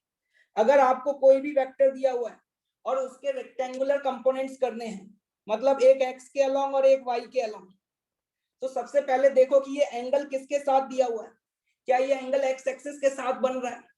तो अगर एंगल एक्स एक्सिस के साथ बन रहा है तो उसके अलोंग वाला जो कंपोनेंट होगा वो होगा 10 cos 37। 10 cos 37 और y कंपोनेंट होगा 10 sin 37। जिनको ये बात समझ में नहीं आ रही है वो अपने पिछले वाले लेक्चर को देख सकते हैं, जब मैंने यहाँ पे रिजोल्यूशन पढ़ाया था तो ये बात एक्सप्लेन करी थी। देखो ध्यान से, r cos थीटा उसका x कंपोनेंट था। क्या कुछ याद आ रहा है? तो देखें ध्यान से, यहाँ पे अब इस फोर्स के अपन ने कंपोनेंट कर दिए। अब इसको लिखने का तरीका क्या होगा? लिखने का तरीका बताओ कैसे लिखोगे? मतलब जो फोर्स तुम्हें 10 न्यूटन दिया हुआ है उसको लिखने का तरीका, उसका x कंपोनेंट 8 न्यूटन मतलब 8 आई कैप, और y कंपोनेंट 6 तो 6 J cap newton. These are the component. ये करना आपको आना चाहिए, ये करना आपको आना चाहिए। आयुष राज को वैल्यू ही याद नहीं है, वो cos 37 की वैल्यू 3/5 बता रहे हैं।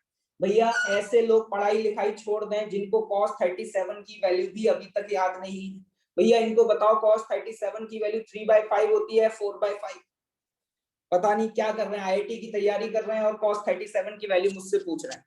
ठीक है, तो यहां पर मैंने इस तरीके से ये लिख दिया 8 I cap plus 6 J cap, ठीक है, न्यूटन। अब देखना इसका मतलब क्या हुआ। इसका मतलब ये हुआ, समझने का कोशिश करें, इस फोर्स को हमने दो पार्ट्स में तोड़ दिया, इस फोर्स के हमने दो कंपोनेंट कर दिए, एक कंपोनेंट एक्स एक्सिस के अलोंग जो कि 8 न्यूटन है और एक कंपोनेंट वाई एक्सिस के अलोंग जो 6 न्यूटन है। क्या आप इस तरीके से कंपोनेंट कर पाएंगे? तनिष्क पूछ रहे हैं सर ये स्क्वायर ब्रैकेट क्यों लगाया है? बस ऐसे ही लगाया क्योंकि मैं दोनों में न्यूटन लिखना नहीं चाहता था, नहीं तो आपको यहाँ भी 8 न्यूटन लिखना पड़ता, यहाँ भी 8 न्यूटन लिखना पड़ता, और कोई लॉजिक नहीं है स्क्वायर लगाने का। ठीक है, अगला सवाल ये बी ऑप्शन आप देख पा रहे होंगे, जरा बताएं इसके लिए आप क्या करेंगे, इस केस का आंसर बताएं फटाफट, जल्दी से कंपोनेंट करते जाएं, सवाल करते जाएं। देखो यहां पर जो एंगल दिया हुआ है वो एंगल वाई एक्सिस के साथ दिया हुआ है, तो आप एक तरीका तो ये कर सकते हैं, अगर मुझसे कोई पूछे कि वाई कंपोनेंट क्या होगा, वाई कंपोनेंट, तो देखो जिस एक्सिस के साथ एंगल दिया हुआ है उसके अलोंग वाला कंपोनेंट याद कर लो, उसके अलोंग वाला कंपोनेंट cos थीटा होता है, उसके अलोंग वाला कंपोनेंट cos थीटा होता है। तो यहाँ पे y कंपोनेंट जब लिखेंगे तो y कंपोनेंट क्या लिखेंगे, जल्दी फटाफट से लिख दें, अब मैं टाइम नहीं लूंगा। 10 cos 37 और 10 cos 37 की वैल्यू कितनी आ जाएगी, 8 न्यूटन, और fx की वैल्यू क्या लिखेंगे, 10 sin 37। अब कोई कहे सर मैं ऐसे नहीं लिखना चाहता, मैंने कहा कैसे, कि सर आपने ये वाला एंगल बता दिया, मैंने कहा बिल्कुल सर ये वेक्टर इसके प्लेन में, मैंने कहा हाँ बेटा, तो सर मुझे ये वाला एंगल भी तो पता चल गया, मैंने कहा बात तो तेरी बिल्कुल सही है। चिंटू ने बोला कि सर अगर आपने ये एंगल 37 दे दिया तो मैं इसको 10 sin 37 क्यों लिखूं, तो मैंने कहा तू क्या लिखना चाहता है, चिंटू ने सोचा कि आज तो मैं सर को फंसा के ही रहूंगा। चिंटू एक काल्पनिक नाम है, किसी का नाम हो तो अपने ऊपर पर्सनली ना है, ठीक है। आपको ये बात समझ आ रही होगी कि ये एंगल अगर 37 है तो ये एंगल 53, तो अगर कोई x कंपोनेंट को 10 sin 37 लिखे और कोई अगर इसी कंपोनेंट को 10 cos 37 लिखे, क्या कोई फर्क पड़ जाएगा क्या, cos 37 और सॉरी 53 सॉरी 53, क्या कोई फर्क पड़ेगा क्या, sin 37 और cos 53 की वैल्यू सेम ही होती है, तो यहां पर आप देख पा रहे हैं इसी वैल्यू को मैं क्या लिख सकता हूं, 6 न्यूटन। तो अगर इन दोनों रिजल्ट्स को एक साथ कंबाइन कर दिया जाए तो मेरा फोर्स वेक्टर बेटा क्या आ जाएगा, 8 सॉरी पहले x वाला लिख लेते हैं, 6 i cap plus 8 j cap Newton. क्या समझ में आया, क्या आप समझ में आया, बहुत बढ़िया, ये बात तो समझ आ ही गई होगी आपको, क्या कर पाओगे, कर पाओगे। चलो अगला क्वेश्चन, ये वाला बताओ भाई, सी पार्ट और डी पार्ट, ये दो सवाल आपके सामने स्क्रीन पे लिखे हुए।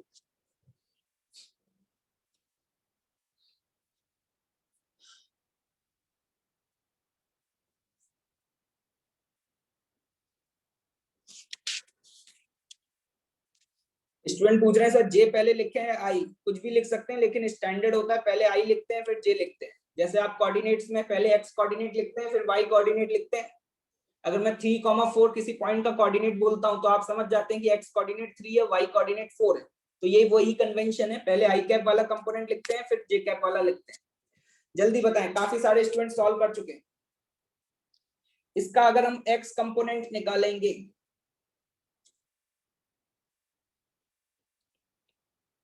एक्स कंपोनेंट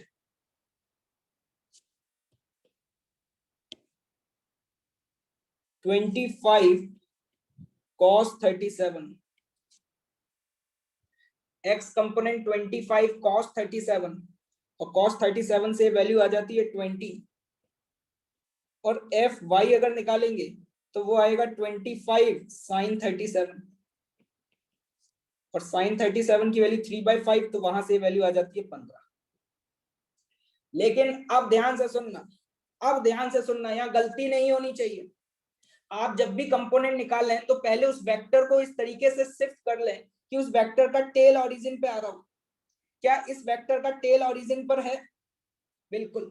ये वेक्टर का हेड किस क्वाड्रेंट में है, इस वेक्टर का हेड किस क्वाड्रेंट में है, फर्स्ट क्वाड्रेंट या सेकंड क्वाड्रेंट, सेकंड क्वाड्रेंट में। और सेकंड क्वाड्रेंट में एक बात बताओ, एक्स पॉजिटिव होता है या नेगेटिव होता है, x नेगेटिव होता है और y पॉजिटिव होता है। तो जब आप इसको कंपोनेंट फॉर्म में लिखेंगे तो देखना गलती नहीं होनी चाहिए। x कंपोनेंट नेगेटिव है तो नेगेटिव होने का मतलब माइनस के 20i कैप, और y कंपोनेंट को क्या लिखेंगे, प्लस के 15j कैप। सर ये माइनस क्यों लगाया, आप खुद सोचें। आपको यहाँ पे मूव करना है तो पहले आपको x एक्सिस के अलोंग इस दिशा में चलना पड़ेगा 20, और फिर इस दिशा में चलना पड़ेगा 15, क्योंकि y कंपोनेंट आया 15। देखो ध्यान से, तो देखो ये साइन लगाने की जुगाड़ बता देता हूं। मुझे कभी कभी कंफ्यूजन होता था तो मैं क्या करता था, मुझे क्वाड्रेंट तो याद है कि x की वैल्यू किस में पॉजिटिव होती है किस में नेगेटिव होती है, तो उसकी हेल्प से मैं बहुत आसानी से लिख पाता हूँ। मैं हमेशा क्या करता हूँ कि हेड देख लेता हूँ।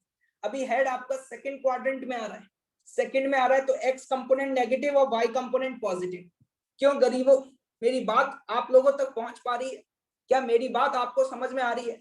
जिसका C हो गया है वो D कर दे, जिसका C हो गया है वो D कर दे। बहुत बढ़िया, सभी लोग करें भाई सॉल्व। ये एंगल 53 है तो आप इस एंगल को 37 भी ले सकते हैं।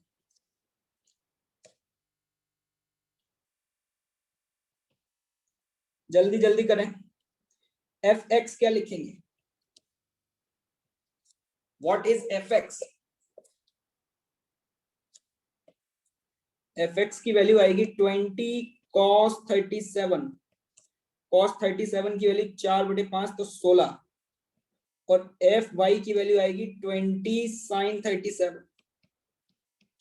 तो यहां से आ गई ये वैल्यू 12।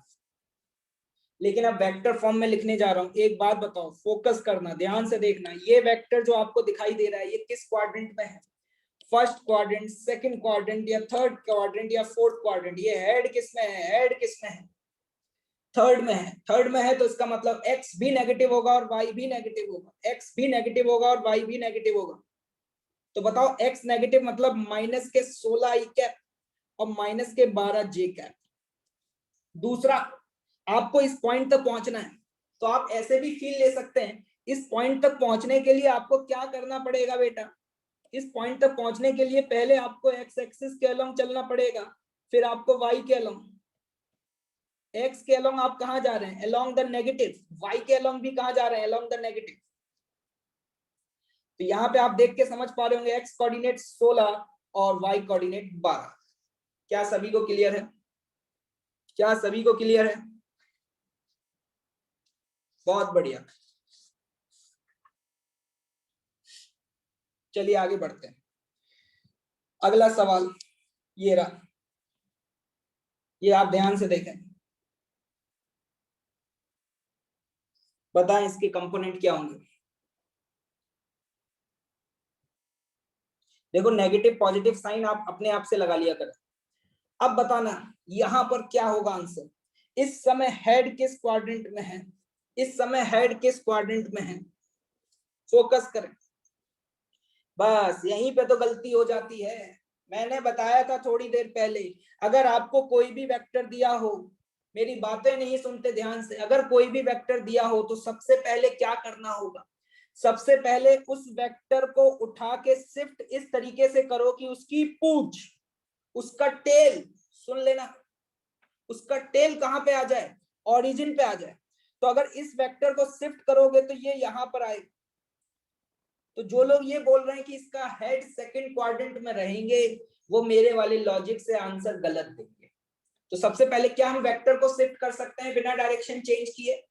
क्या हम वेक्टर को शिफ्ट कर सकते हैं? बहुत बढ़िया, हम शिफ्ट कर सकते हैं। हमारे पास ये एंगल आ गया 30 डिग्री। अब आप बोलेंगे कि इसका क्वाड्रेंट फोर्थ में है, तो देखो फोर्स का अगर x कंपोनेंट लिखने जा रहे हैं तो x कंपोनेंट बताओ क्या लिखोगे, 10 न्यूटन cos 30। cos 30 की वैल्यू याद है क्या गरीबों, 5√3। y कंपोनेंट बता दें जनाब क्या लिखेंगे, 10 sin 30। sin 30 की वैल्यू भी आपको याद है 5। अब बताएं जल्दी से कंपोनेंट फॉर्म में किस तरीके से लिखा जाएगा, कंपोनेंट फॉर्म में लिखना है। अभी यहाँ पर हेड फोर्थ क्वाड्रेंट में आ रहा है तो उसका मतलब x कोऑर्डिनेट पॉजिटिव या नेगेटिव, x कोऑर्डिनेट पॉजिटिव या नेगेटिव, x कोऑर्डिनेट पॉजिटिव होगा तो 5√3 3 आई कैप। नहीं आई मेरी बात, नहीं आई मेरी बात समझ, फोकस। बाउंसर लग रहा है, बाउंसर बैकफुट पे जाने का। -5 जे कैप न्यूटन फोर्स है तो। क्लियर? क्या कंपोनेंट कर पाओगे? जिस लाइन के साथ एंगल दिया हुआ है उसके अलोंग वाला कंपोनेंट cos थीटा होता है, उसके अलोंग वाला कंपोनेंट cos थीटा होता है। अगला सवाल, ये एक पार्टिकल का डिस्प्लेसमेंट दिया हुआ है 25 मीटर, एक पार्टिकल का डिस्प्लेसमेंट दिया हुआ है 25 मीटर और एंगल है 45 डिग्री। जल्दी से बता दो। चूरन है सवाल, चूरन हलवा है। अगर ये भी नहीं हो रहा तो गरीबी है। इस समय हेड किस क्वाड्रेंट में है चिंटू? इस समय हेड किस क्वाड्रेंट में है?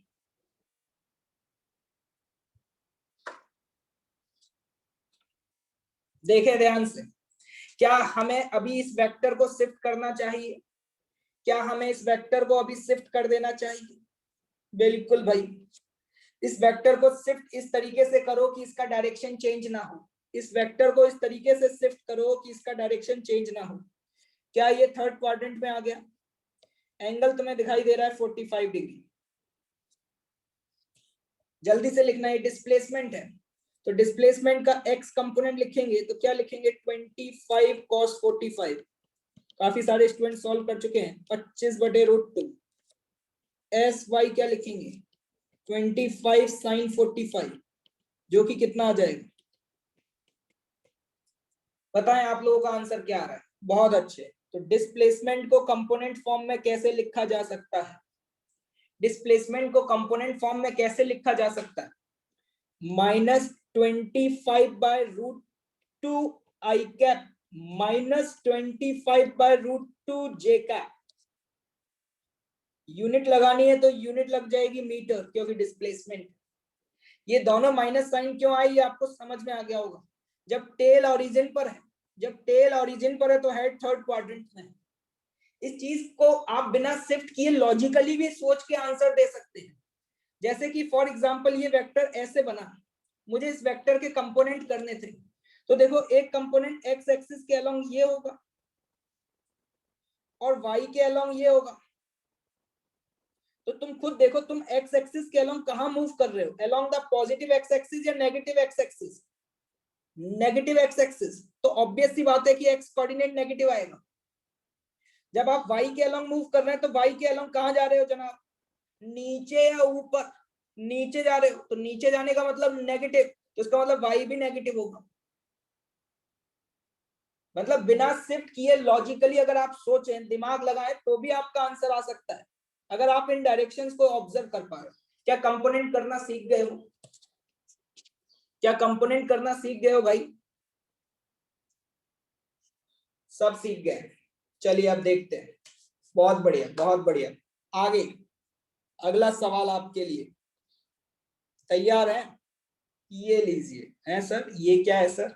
ये तो हम देख के ही डर गए। डरना ही तो नहीं है, यही तो आईआईटी है। क्वेश्चन पढ़ें क्या है। Find the component of gravitational force along the inclined plane and perpendicular to the inclined plane। ये आपको पहले मैं क्वेश्चन बता देता हूं। इंक्लाइंड है ये, इंक्लाइंड प्लेन इस तरीके का, ठीक।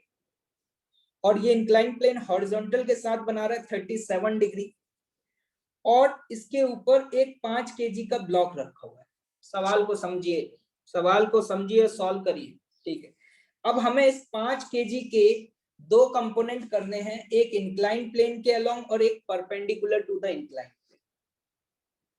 ये आपका इंक्लाइंड प्लेन है और ये उसका परपेंडिकुलर डायरेक्शन। कैसे सॉल्व कर, सोचिए। अभी आपको अपना एक्स और वाई एक्सिस को चेंज करना पड़ेगा। 1 मिनट का समय दे रहा हूं सभी को। काफी सारे लोग आंसर भी बता चुके हैं, मुझे भी जवाब चाहिए।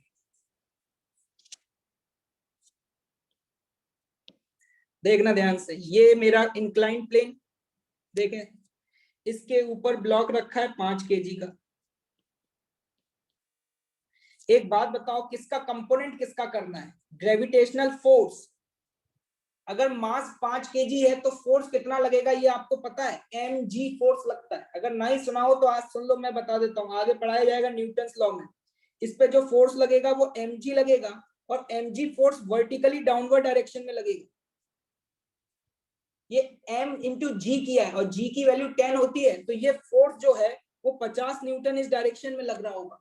इसको वेट भी बोला जाता है। और देखें ध्यान से, ये एंगल कितना बेटा? 37 डिग्री। ओके, एक बात बताओ, क्या तुम्हें देख के समझ में आ रहा है कि ये एंगल 90 है? अगर ये एंगल 90 है तो बेटा बताना जरा ये एंगल कितना होगा? 53 डिग्री। बहुत बढ़िया। लेकिन मुझे आज कंपोनेंट किसके अलोंग करना है? एक कंपोनेंट करना है इंक्लाइंड प्लेन के अलोंग, और एक परपेंडिकुलर टू इंक्लाइंड प्लेन। मतलब ये सवाल ऐसा बन गया कि मेरी एक्स और वाई एक्सिस चेंज हो गई। जरूरी थोड़ा है कि हमेशा एक्स एक्सिस ये होगी और वाई एक्सिस ये होगी। अरे भैया, एक्स एक्सिस ये और वाई एक्सिस ये, ऐसा भी तो हो सकता है ना। तो देखना इस सवाल में हम यहां पर ये कह सकते हैं कि ये मेरी एक्स एक्सिस हो गई, और ये वाली एक्सिस, फोकस करना, ये वाली एक्सिस मेरी वाई एक्सिस हो गई। अब शायद कुछ देख करके समझ में आ रहा हो। अब जरा देख करके समझना, काफी सारे स्टूडेंट आंसर बता चुके हैं। ये मेरी एक्स एक्सिस है और ये मेरी वाई एक्सिस है। ये रहा वेक्टर। एक बात बताओ, ये वेक्टर एक्स एक्सिस के साथ कितना एंगल बना रहा है? एक्स एक्सिस के साथ कितना एंगल बना रहा है? 53 डिग्री। 53 डिग्री। क्या ये एंगल दिख रहा है? तो मैं ये कह सकता हूं कि अगर इस फोर्स का एक्स कंपोनेंट निकालें तो एक्स कंपोनेंट कितना आएगा? 50 cos 53, जो कि आपका 30 न्यूटन हो जाएगा। ये कंपोनेंट पता है किसके अलोंग है? Along the inclined plane. समझने का प्रयास करें। क्या ये कंपोनेंट एक्स एक्सिस के अलोंग आ रहा है? और जो कंपोनेंट एक्स एक्सिस के अलोंग है, क्या उसको अलोंग द इंक्लाइंड प्लेन बोल सकते हैं? बहुत बढ़िया। एफ वाई क्या लिखोगे? एफ वाई क्या लिखोगे? अगर ये cos 53 है तो एफ वाई कंपोनेंट होगा 50 sin 53। तो ये वैल्यू आ जाती है 40 न्यूटन। और 40 न्यूटन जो है ये क्या बोलोगे? Perpendicular to inclined plane. Perpendicular to inclined plane. तो आपके ये दो ही आंसर होंगे। आपसे क्या पूछा था? इसका कंपोनेंट बताना है along the inclined plane and perpendicular to inclined plane. आपसे सवाल कैसा भी पूछा जा सकता है, किसी के भी अलोंग कंपोनेंट पूछा जा सकता है। आपसे जिसके अलोंग कंपोनेंट पूछा गया है, किसके अलोंग पूछा गया? Along the inclined plane. देख लो कि ये फोर्स वेक्टर इसके साथ कितना एंगल बना रहा है। आपको ये एंगल पता चल गया 53 डिग्री। आपको पता चल गया इसके अलोंग वाला कंपोनेंट कॉस वाला होगा, इसके अलोंग वाला कंपोनेंट कॉस वाला होगा, और परपेंडिकुलर कंपोनेंट साइन वाला होगा। अगर इसी को कोई मुझसे बोले वेक्टर फॉर्म में लिखना है, तो तुम बताना वेक्टर फॉर्म में कैसे लिखोगे? ये फोर्स का हेड किस क्वाड्रेंट में है? अगर ये मेरी एक्स एक्सिस और ये मेरी वाई एक्सिस है, अगर ये एक्स एक्सिस है और ये मेरी वाई एक्सिस है, तो हेड किस क्वाड्रेंट में है?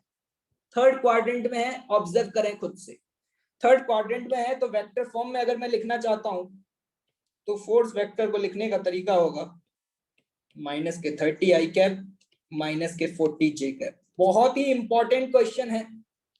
ऐसे सवाल आगे जाकर के हमें बहुत डील करने होंगे। आपको ये सारी चीजें समझ में आ जानी चाहिए। मतलब इसी को अगर मैं वेक्टर फॉर्म में दिखाना चाहूं तो पता है ऐसे बोल सकता हूं कि इस 50 न्यूटन का एक कंपोनेंट तो इधर आया जो कि 30 न्यूटन था, एक कंपोनेंट इधर आया जो कि 30 न्यूटन था, और एक कंपोनेंट इधर आया जो कि 40 न्यूटन था। देखो ध्यान से, एनएलएम में जाकर के न्यूटन लॉज ऑफ मोशन में ये सारी चीजों की बहुत जरूरत पड़ेगी। तो ये कंपोनेंट करना आपको आना चाहिए। क्या किसी का भी कंपोनेंट किसी के अलोंग भी निकाल सकते हैं? एक स्टूडेंट पूछ रहे हैं कि सर आपने एक्स एक्सिस इसको और वाई एक्सिस इसको ही क्यों माना? क्या कोई बताएगा कि ऐसा क्यों माना है? क्योंकि बेटा मुझसे बोला गया है कि इस फोर्स के कंपोनेंट इस लाइन के अलोंग करने, along the inclined plane and perpendicular to inclined plane. तो अगर along the inclined plane component करना है तो अपन ने इसको एक्स बोल दिया, जिसके अलोंग कंपोनेंट लेना था, और इसको अपन ने y बोल दिया। इससे क्या हुआ, चीजें हमारे लिए आसान हो गई।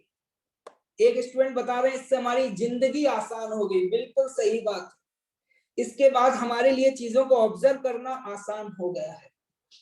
क्या मेरी बात समझ आ गई है? ओके, बहुत बढ़िया। क्या आप कंपोनेंट कर पाएंगे? चलिए देखिएगा, जिन लोगों को गलती कर रहे हैं, जिनको एंगल समझ में नहीं आ रहा है, वो खुद से ऑब्जर्व करिएगा, अपने आप समझ में आ जाएगा। यहाँ पर ये फोर्स वेक्टर एक्स एक्सिस के साथ 53 डिग्री एंगल बना रहा है। हाँ, आगे बढ़ते हैं। अगला क्वेश्चन आपके सामने स्क्रीन पर, जल्दी से सॉल्व करें, फटाफट सॉल्व करें भाई। क्वेश्चन पढ़ लिया करें, नोट डाउन क्वेश्चन बाद में कर लिया करें, स्पेस छोड़ दिया करें, लेकिन सॉल्व किया करें। जब तक आप खुद सॉल्व नहीं करेंगे आंसर्स नहीं आएंगे।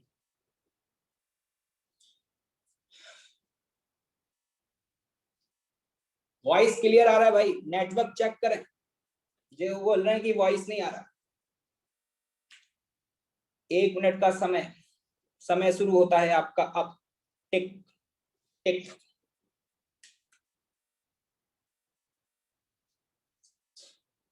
बहुत अच्छे, आंसर आ चुका है काफी लोगों का, सभी लोग सॉल्व करें।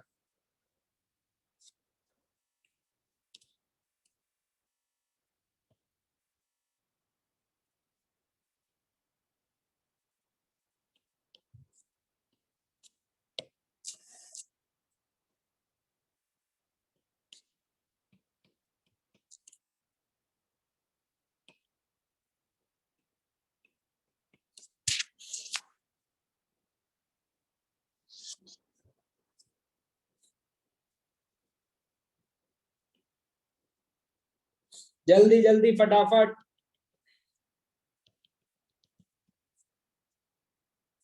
बहुत अच्छे, चलिए टाइम खत्म हो गया।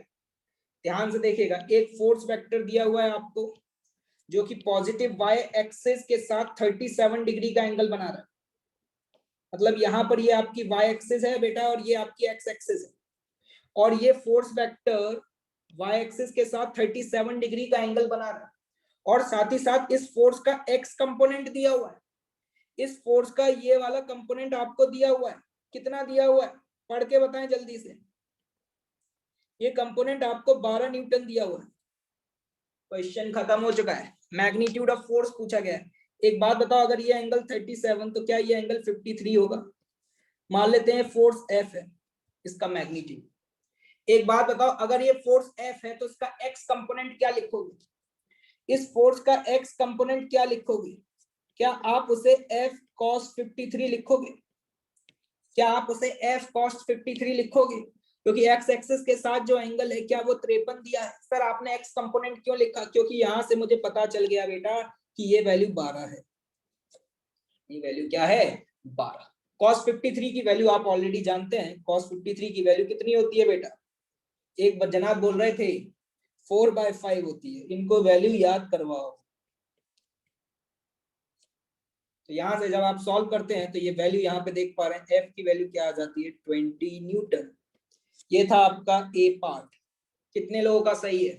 कितने लोगों का सही है? बहुत बढ़िया, बहुत बढ़िया। y कंपोनेंट ऑफ फोर्स पूछा गया है। y कंपोनेंट, एक बात बताओ, अब तो एक क्वेश्चन चूरन है, चूरन है सस्ता वाला। अगर फोर्स 20 न्यूटन है, अरे ओ चिंटू, अगर फोर्स 20 न्यूटन है तो क्या इसका y कंपोनेंट निकाल पाओगे? y कंपोनेंट आपको पता है क्या लिखोगे? आप चाहें तो ऐसे भी लिख सकते हैं। कैसे? 20 y एक्सिस के साथ एंगल 37 है तो 20 cos 37, या फिर इसी चीज को ऐसे भी लिख सकते हैं 20 sin 53। कोई फर्क पड़ने वाला नहीं, कैसे भी लिख के आंसर दोनों से ही आएगा, 16 न्यूटन। बहुत अच्छे। Write down the vector in the component form. Write down the vector in the component form. जल्दी से बताएं, कंपोनेंट फॉर्म में लिखने जा रहा हूं। एक्स कंपोनेंट कितना है? 12, तो 12 y cap plus 16 j cap. ये देखो भाई, ये देखो, ये 8 कैसे आ रहा है? तनिष्क बजाज बेटा 8 थोड़े ना आएगा, कैलकुलेशन एरर किया है। कैलकुलेशन चेक करो। मुझे पता है तुम अच्छे बच्चे हो, लेकिन कभी कभी गलतियां कर देते हो। थोड़ा सा सुधार करो बेटा उसमें। ये फोर्स जो तुम्हें 20 न्यूटन दिया हुआ था, देखो इसी को कैसे रिप्रेजेंट कर सकते हैं, रिप्रेजेंट करना आना चाहिए आपको, क्योंकि इससे थोड़ा अच्छा फील आता है, और जब फील अच्छा आता है तो अच्छा लगता है। इसको हम बोल सकते हैं, इसका एक कंपोनेंट 12 न्यूटन आया, और एक कंपोनेंट ये वाला है जो कि मेरा कितना है, 16 न्यूटन। क्या ये बात आपको समझ में आ रही है? इस फोर्स को मैंने इस तरीके से तोड़ के लिख दिया, ये 20 न्यूटन जो था उसका एक कंपोनेंट ये और एक कंपोनेंट ये। एंगल आपको दिख ही रहा है 53 डिग्री। सवाल कोई भी हो, कॉन्सेप्ट क्लियर है, कंपोनेंट देखते ही कर पाएंगे। बहुत बढ़िया, बहुत सही। चलिए अब आते हैं नेक्स्ट हेडिंग पर, general representation of vector in 3D plane. ये जो डायग्राम बना हुआ है इसको बनाए फटाफट। General representation of vector in 3D plane. अभी तक आपने देखा कि हमने जो भी वेक्टर्स बनाए थे वो सारे के सारे वेक्टर एक्स वाई प्लेन में बनाए थे बेटा। अब मैं सपोज एक वेक्टर एक्स वाई प्लेन में ना बना करके 3D प्लेन में बना दूं। आपने देखा होगा कि इससे पहले जो भी आपने क्वेश्चन सॉल्व किए उसमें किसी भी वेक्टर के पास एक्स कंपोनेंट था, वाई कंपोनेंट था, लेकिन जेड कंपोनेंट नहीं था। लेकिन आज एक वेक्टर के पास सपोज एक्स कंपोनेंट भी है, वाई कंपोनेंट भी है और जेड कंपोनेंट भी है। इस 3D वेक्टर को मैं यहां पर आपको दिखा रहा हूं, जरा देखिएगा। ये है एक 3D वेक्टर। आप इसको अपने रूम से समझ सकते हैं, जैसे कि जनरली जो रूम्स होते हैं वो क्यूबॉइडल शेप के होते हैं।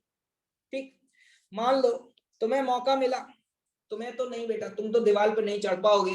मान लो कोई एक इंसेक्ट है, ठीक है, उस इंसेक्ट को यहां से यहां तक पहुंचना था, लेकिन वो इंसेक्ट के पंख टूट चुके हैं, बेचारा उड़ नहीं सकता, सिर्फ चल सकता है, गरीब हो गया है। तुम में से किसी ने पक्का चप्पल मार के उसके पंख तोड़ दिए होंगे। ठीक है, अब देखिएगा ध्यान से। अब क्या हुआ, उस इंसेक्ट को यहां से यहां पहुंचना है। समझने का प्रयास करिएगा, फोकस करिएगा, तो वो बेचारा इंसेक्ट कैसे चल के आ सकता है। तो देखना, हमने कहा कि उस इंसेक्ट को यहां पे चला दो, इसके अलोंग, एक्स एक्सिस के अलोंग चला पहले, फिर देखना वाई के अलोंग चला, और फिर उसके बाद वो जेड के अलोंग चला। अगर तुम ऑब्जर्व कर पा रहे हो तो ध्यान से देखना, उसको इस पॉइंट से इसके अलोंग पहुंचना था, तो एक्स के अलोंग, वाई के अलोंग और जेड के अलोंग। क्या ऐसे चल के पहुंच सकता है? क्या वो ऐसे चल के पहुंच सकता है? यहां पर एक्स के अलोंग जो डिस्टेंस चला उसको सपोज अपन ने नाम दे दिया आर एक्स।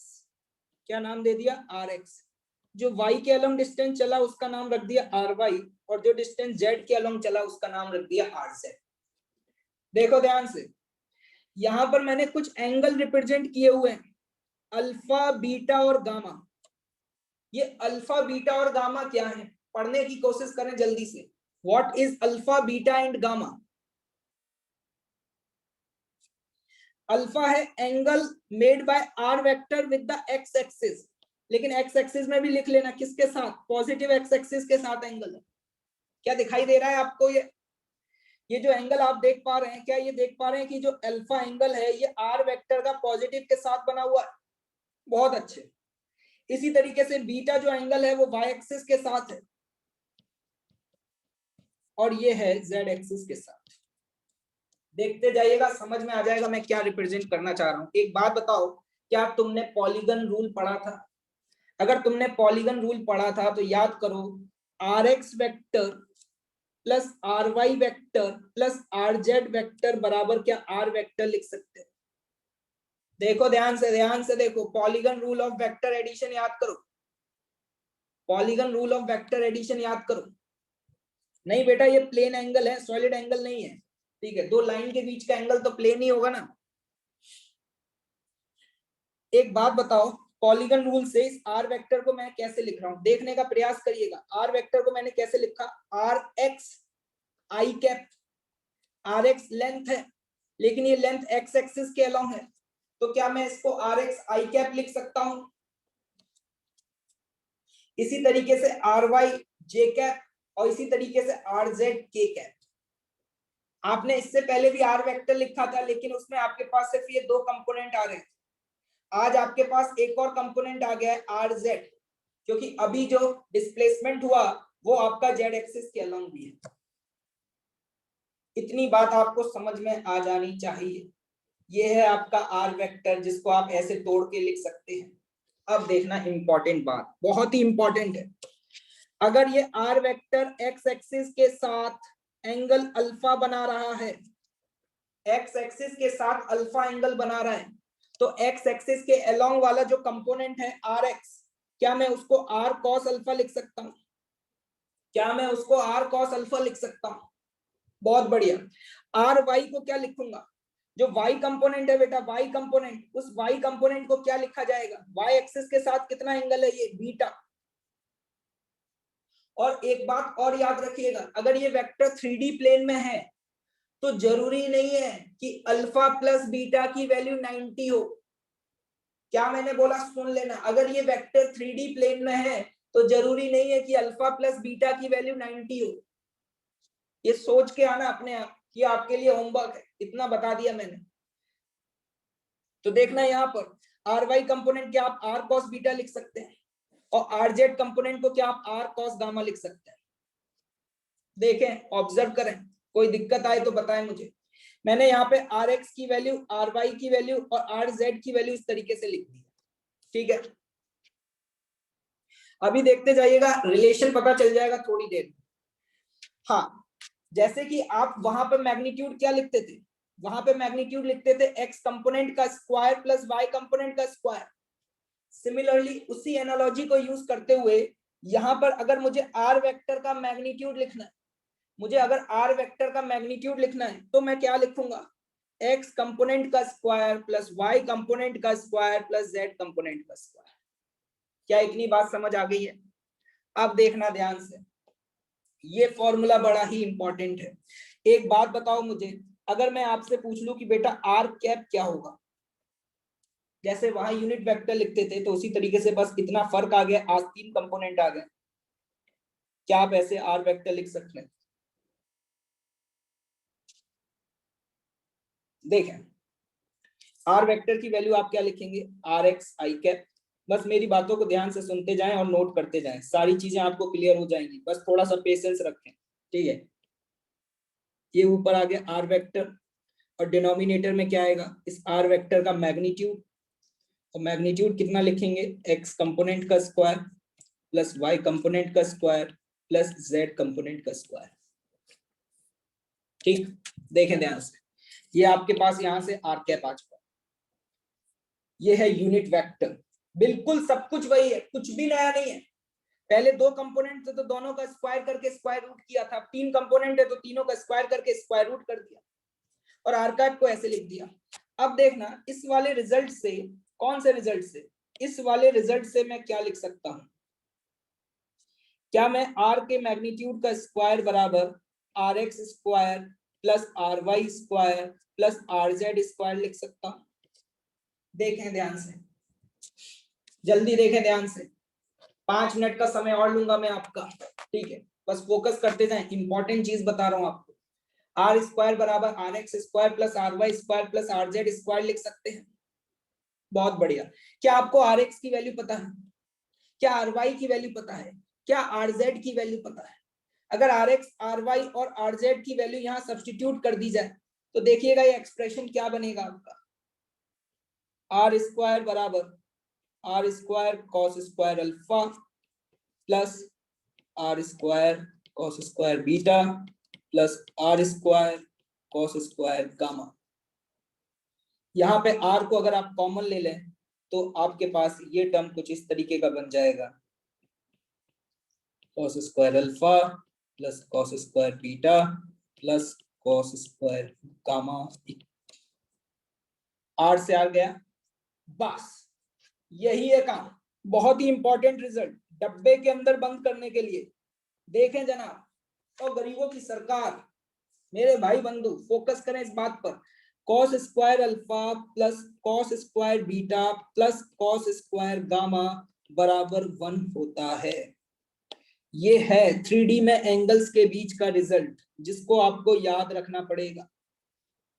स्टार मार्क कर लो और याद कर लो।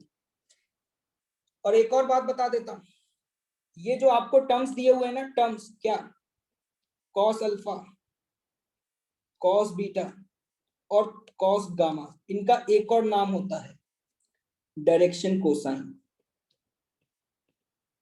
क्या नाम होता है? Direction cosine.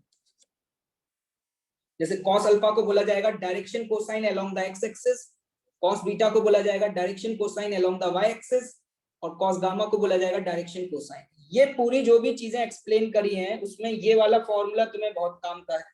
प्रूफ याद रहे या ना रहे, प्रूफ तो वैसे भी चूरन है, लेकिन ये रिजल्ट आपको याद होना चाहिए। ये काम का है, ये डिब्बे के अंदर जो भी बंद है वो सब काम का है। क्या ये बात समझ आ रही है आप? एक बात बताओ, अगर मैं इसी वाले रिलेशन को साइन में कन्वर्ट करके लिखना चाहूं, इसी वाले रिलेशन को साइन में कन्वर्ट करके लिखना चाहूं, तो मेरे पास यही रिलेशन बन जाता है sine square alpha plus sine square beta plus sine square gamma बराबर 2।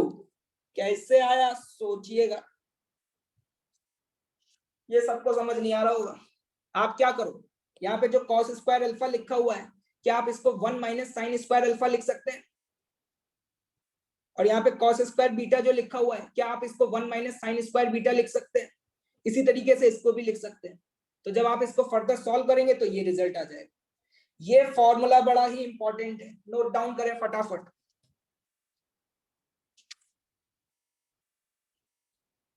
ये हमने वेक्टर 3D प्लेन में बनाए हैं। रिलेशन ये आ गया एंगल्स के बीच में।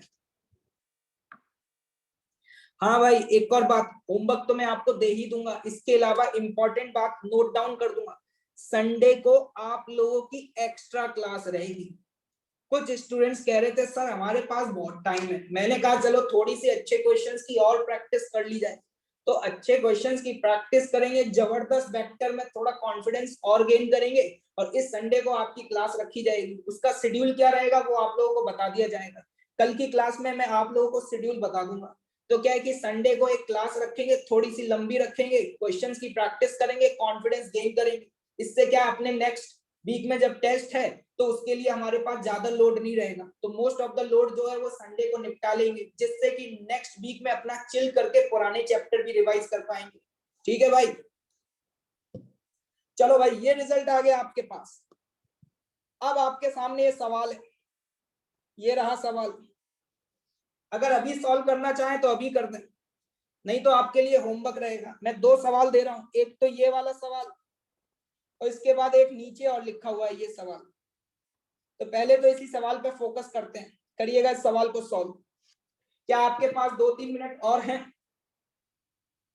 मैं होमवर्क बेटा इसमें लिख करके दे दूंगा, ठीक है? आप मेरे से होमवर्क मत पूछा करें, मैं इसी में लिख दिया करूंगा। इस सवाल का जवाब दें,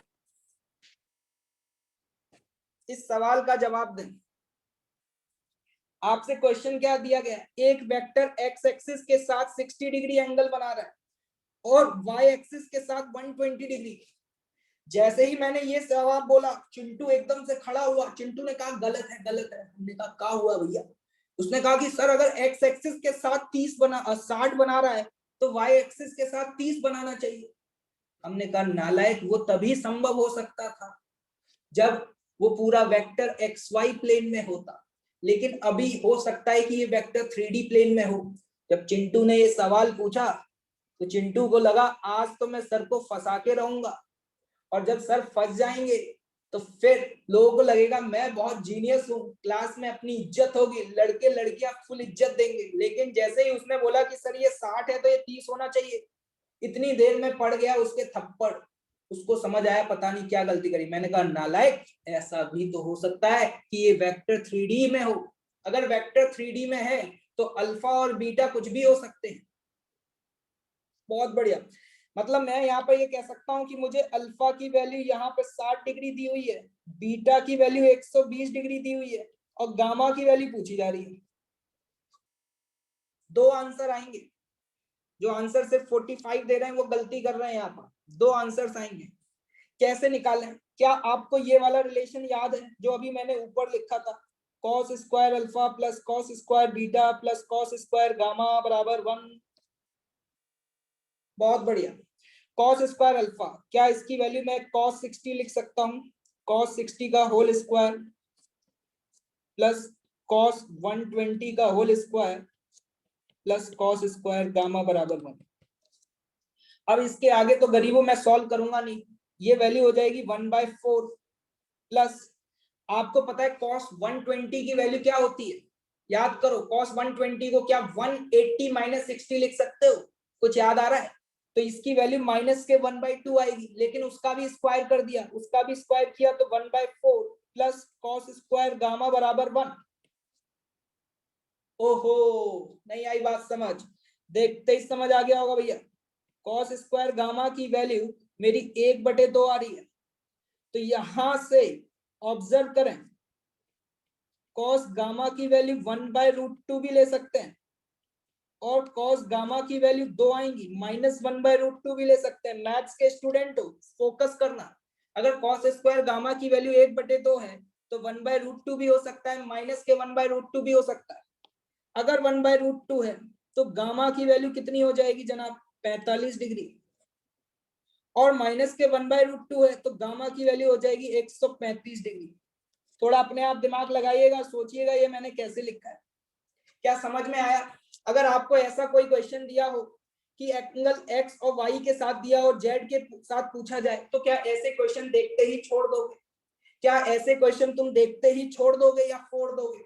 जल्दी बताओ, छोड़ दोगे या फोड़ दोगे क्वेश्चन भाई? बहुत बढ़िया, फोड़ना है, छोड़ना तो है ही नहीं भाई। याद रखना, एक बात याद आ गई, क्लास में मैं पूछता था बच्चों से कि भाई क्या चल रहा है, तो लोग बोला करते थे कि फॉग चल रहा है, फिर उनको बोलता था ये फॉग नहीं है, यहाँ पे भाई का खौफ है, खौफ। तो यहाँ पे भाई का खौफ बरकरार रहना चाहिए, खौफ में कोई कमी नहीं आनी चाहिए। तो जिन लोगों को समझ में नहीं आया वो दोबारा से देखिएगा, ठीक है? तो यहाँ पर इसकी वैल्यू 45 डिग्री 135 डिग्री ये हो सकती है, ठीक है? चलिए एक सवाल, ये अगला सवाल ये लिखा हुआ है, ये आपके लिए होमवर्क है, ये आप घर से करके लाएंगे भाई, नेक्स्ट क्लास में अपन लोग डिस्कस करेंगे। ये आपके लिए होमवर्क है, इसके अलावा शीट और रेस में क्या क्या होमवर्क रहेगा वो मैं आप लोगों को दे दूंगा, ठीक है? अरे वाह यार गजब, बहुत सारे स्टूडेंट ने तो आंसर ही निकाल दिया। मुझे बिल्कुल इसी लेवल का चाहिए भैया कंपटीशन, क्वेश्चन देखते ही आंसर निकालें। बहुत अच्छे। तो चलिए, आपकी अगली क्लास कौन से सब्जेक्ट की है जनाब? मैथ्स की है। तो चलिए, मैथ्स की तो कल लगता है शाम को भी हुई थी क्लास। मैथ्स पढ़ते रहिएगा, क्योंकि याद रखिएगा मैं मैथ्स को बहुत इज्जत देता हूं भैया, हाथ जोड़ के इज्जत देता हूं। क्योंकि अगर आपने मैथ्स नहीं पढ़ी ना, तो पता है फिर फिजिक्स कितनी भी पढ़ लेना, तुम फिर दिक्कत आएगी। क्योंकि फिजिक्स के हर सवाल में मैथ्स यूज होती है। मैथ्स है फिजिक्स को सॉल्व करने का एक टूल, और हमें अपने सारे टूल एकदम परफेक्ट रखने पड़ेंगे। जैसे जब हम किसी जंग में जाते हैं, तो जंग, सर हम तो कभी गए नहीं, कोई दिक्कत नहीं है, सुन लो कहानी, ठीक है? तो जंग में जाने से पहले जो भी वॉरियर्स लोग होते हैं, उनके पास जो भी टूल्स वगैरह होते हैं, वो उनको एकदम परफेक्ट करके रखते हैं, प्रॉपर ऑयलिंग वगैरह करके, तलवार की धार वगैरह बना करके रखते हैं। तीर वीर जो भी एरो वैरो होते हैं, सब एकदम शार्प पॉइंटेड रखते हैं। रखते हैं नहीं रखते? मतलब फिजिक्स को सॉल्व करना है तो मैथ्स से टूल, तो मैथ्स को भी इज्जत देने का, अगर आप इसको फुल इज्जत देंगे तो ये भी आपको इज्जत देगा। तो चलिए, कल फिर मुलाकात होगी सुबह 8:15 पर, होमवर्क लिख करके दूंगा। और हाँ, मैं साथ ही में, मैंने उस दिन कुछ बेसिक स्टेप्स लिखे थे for the competitive exam, yellow colour के पेज पे। क्या आप लोगों ने पढ़े वो पेज? अगर आपने पढ़े हैं तो please try to follow it, please try to follow it. याद रखिएगा, ऐसी जैसी चीजें मैं आपको समय समय पे कन्वे करता रहूंगा। बहुत बढ़िया। तो चलिए फिर चलते हैं, मुलाकात अगली क्लास में फिर से होगी।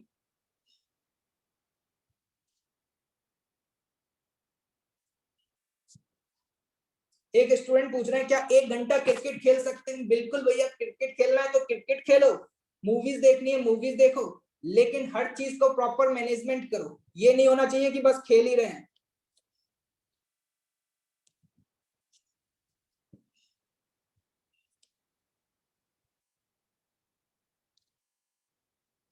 तो चलिए मुलाकात अगली क्लास में रहेगी। कोई कुछ कहना चाह रहा है क्या? अनम्यूट तो नहीं करूंगा, चैट में टाइप कर दो। तो सागर कह रहे हैं कि सर फॉग नहीं वेक्टर चल रहा है। बिल्कुल भाई बिल्कुल। सर यूट्यूब पर अगर हम आईआईटी के वीडियोस देखते हैं तो वो भी ठीक ही होगा क्या? देखो भैया, ये यूट्यूब के चक्कर में ज्यादा मत पड़ना, मैं बता दे रहा हूँ। यूट्यूब पर काम की चीजें 5% होती हैं और 95% चीजें तो सिर्फ और सिर्फ फेक होती हैं। अभी आप बच्चे हैं 15-16 साल के, तो आपको चीजें समझ नहीं आ रही होंगी उतनी अच्छे से, लेकिन ये बात मैं आपको बता देता हूँ, यूट्यूब पे तो ऐसे बोलते हैं हम कराएंगे आपको आईआईटी की तैयारी, 20 दिन में पूरा सिलेबस खत्म। उनको देख करके लगता है या तो वो मजाक कर रहे हैं या फिर हम मजाक कर रहे हैं, मतलब 20 दिन में तुम्हारा सिलेक्शन करवाएंगे। तो भैया यूट्यूब वगैरह पे ये ज्यादातर वीडियोस को मत देखा करो, क्योंकि यूट्यूब पे जो भी वीडियोस होते हैं उनका पर्पस ये नहीं होता कि तुम्हारी आईआईटी में टॉप रैंक आए। उसका मेन पर्पस सिर्फ एक ही होता है कि उनको अपने लाइक्स और सब्सक्राइब्स बढ़वाने हैं। जिसको अपने लाइक और सब्सक्राइब बढ़वाने हैं, मतलब अपना एडवर्टाइजमेंट करना है, अपना प्रोडक्ट बेचना है। तो भैया इंसान अपने प्रोडक्ट को बेचने के लिए तुम्हारे भला सोचेगा या अपना भला सोचेगा? वो अपना भला सोचेगा ना। तुम खुद सोचो, उसे तुम्हारे सिलेक्शन से क्या लेना देना है? वो तो ऐसी मसालेदार चीजें बताएगा कि तुम्हें देख के लगेगा वाह सर मजा बहुत आ गया, सर मजा बहुत आ गया, लेकिन उन सब चीजों का नुकसान होता है। क्या होता है भाई? नुकसान होता है। तो ऐसी चीजों को अवॉइड करें। और जैसे कि कोई भी चीज आपको पढ़ाई जाती है ड्यूरिंग द लेक्चर, ठीक है, और मान लो सपोज वो चीज आपको समझ में नहीं आई, तो एक बात का आप ध्यान रखा करें, उसके लिए आप वीडियोस वगैरह ना देखा करें। उसके लिए आपको क्या करना होगा, आपको जो नोट्स दिए गए हैं उन नोट्स को दोबारा पढ़ें, रिकॉर्डिंग को दोबारा देखें और अपने दिमाग का यूज करें। अगर आप इधर उधर से डिफरेंट रिसोर्सेज या किताबों से पढ़ने की कोशिश करेंगे तो ट्रस्ट मी आपको कंफ्यूजन ही होंगे, क्योंकि मैं आपको जो कुछ भी पढ़ा रहा हूं, मैं आपको ऑलरेडी अलग अलग डिफरेंट डिफरेंट पता नहीं कितनी हंड्रेड्स ऑफ बुक्स से जो बेस्ट कंटेंट निकाल करके आपको पढ़ाया जा रहा है। तो आपके नोट्स आपके लिए सफिशिएंट है, क्योंकि बुक्स वगैरह में या यूट्यूब पर ऐसी भी चीजें दी होती हैं जो हमारे सिलेबस का पार्ट नहीं होती हैं और हम उसमें अपना टाइम वेस्ट कर देते हैं। तो प्लीज ऐसे किसी अदर बुक्स को पढ़ने के लिए और वीडियोस देखने के लिए प्रेफर ना करें, क्योंकि जेई की तैयारी कर रहे हैं तो ये भी जरूरी है जानना कि हमें क्या पढ़ना है बेटा और क्या नहीं पढ़ना। और आपको जो मैं पढ़ा रहा हूं ना, ये ऑलरेडी बहुत सालों की रिसर्च है, उसके बाद ये अपना एक्सपीरियंस आपके साथ शेयर कर रहा हूँ। ये ऐसा थोड़ी है कि कल से पढ़ाना शुरू कर दिया और मैं कुछ भी पढ़ा रहा हूँ। मैं पढ़ा रहा हूँ ऑब्वियस है, मुझे भी बहुत सारे ऐसे फैकल्टीज ने पढ़ाया जो 20-20 साल से पढ़ रहे हैं। इतने सालों का एक्सपीरियंस एक साथ आपके सामने रखा जा रहा है, तो इससे बेस्ट कुछ है ही नहीं। आप देखते होंगे जब मैं पढ़ाता हूं तो मेरे पीछे एलन का बैकग्राउंड आता है, उस पर लिखा होता है 33 ईयर ऑफ एक्सीलेंस। अबे 33 साल समझते हो? तुम्हारी जितनी उम्र है ना उसको भी 2 से मल्टीप्लाई कर दोगे ना तो भी कम पड़ जाएगा। क्लियर? तो इन बातों का ध्यान रखिएगा। क्लास ओवर कर रहे हैं, फिर मस्त रहिए, बिंदास रहिए, क्वेश्चन कम बने कोई दिक्कत नहीं है, टेंशन नहीं लेने का, बस कमिटमेंट रखिए कि अपनी तरफ से 100% देने का। रचित बोल रहे हैं कि सर आप चिंटू की जगह मेरा नाम ले लिया करो। ठीक है भाई, आपका ले देंगे, बुरा मत मानना। एक स्टूडेंट बोल रहे हैं कि सर ये आप अपनी कार के बारे में बताएंगे क्या? यार तुम्हें मेरी कार में बहुत ज्यादा इंटरेस्ट है, तुम्हें अभी दो वेक्टर को जोड़ना तो आया नहीं है और तुम्हें कार का मैकेनिक सीखना है। हा? कार के बारे में भी बताऊंगा, लेकिन तब बताऊंगा जब तुम्हें थोड़ी फिजिक्स आती हो। अभी अपन लोगों का लेवल मैच नहीं होता, तो कार के बारे में नहीं बता सकता भाई। चलिए ओके, टेक केयर।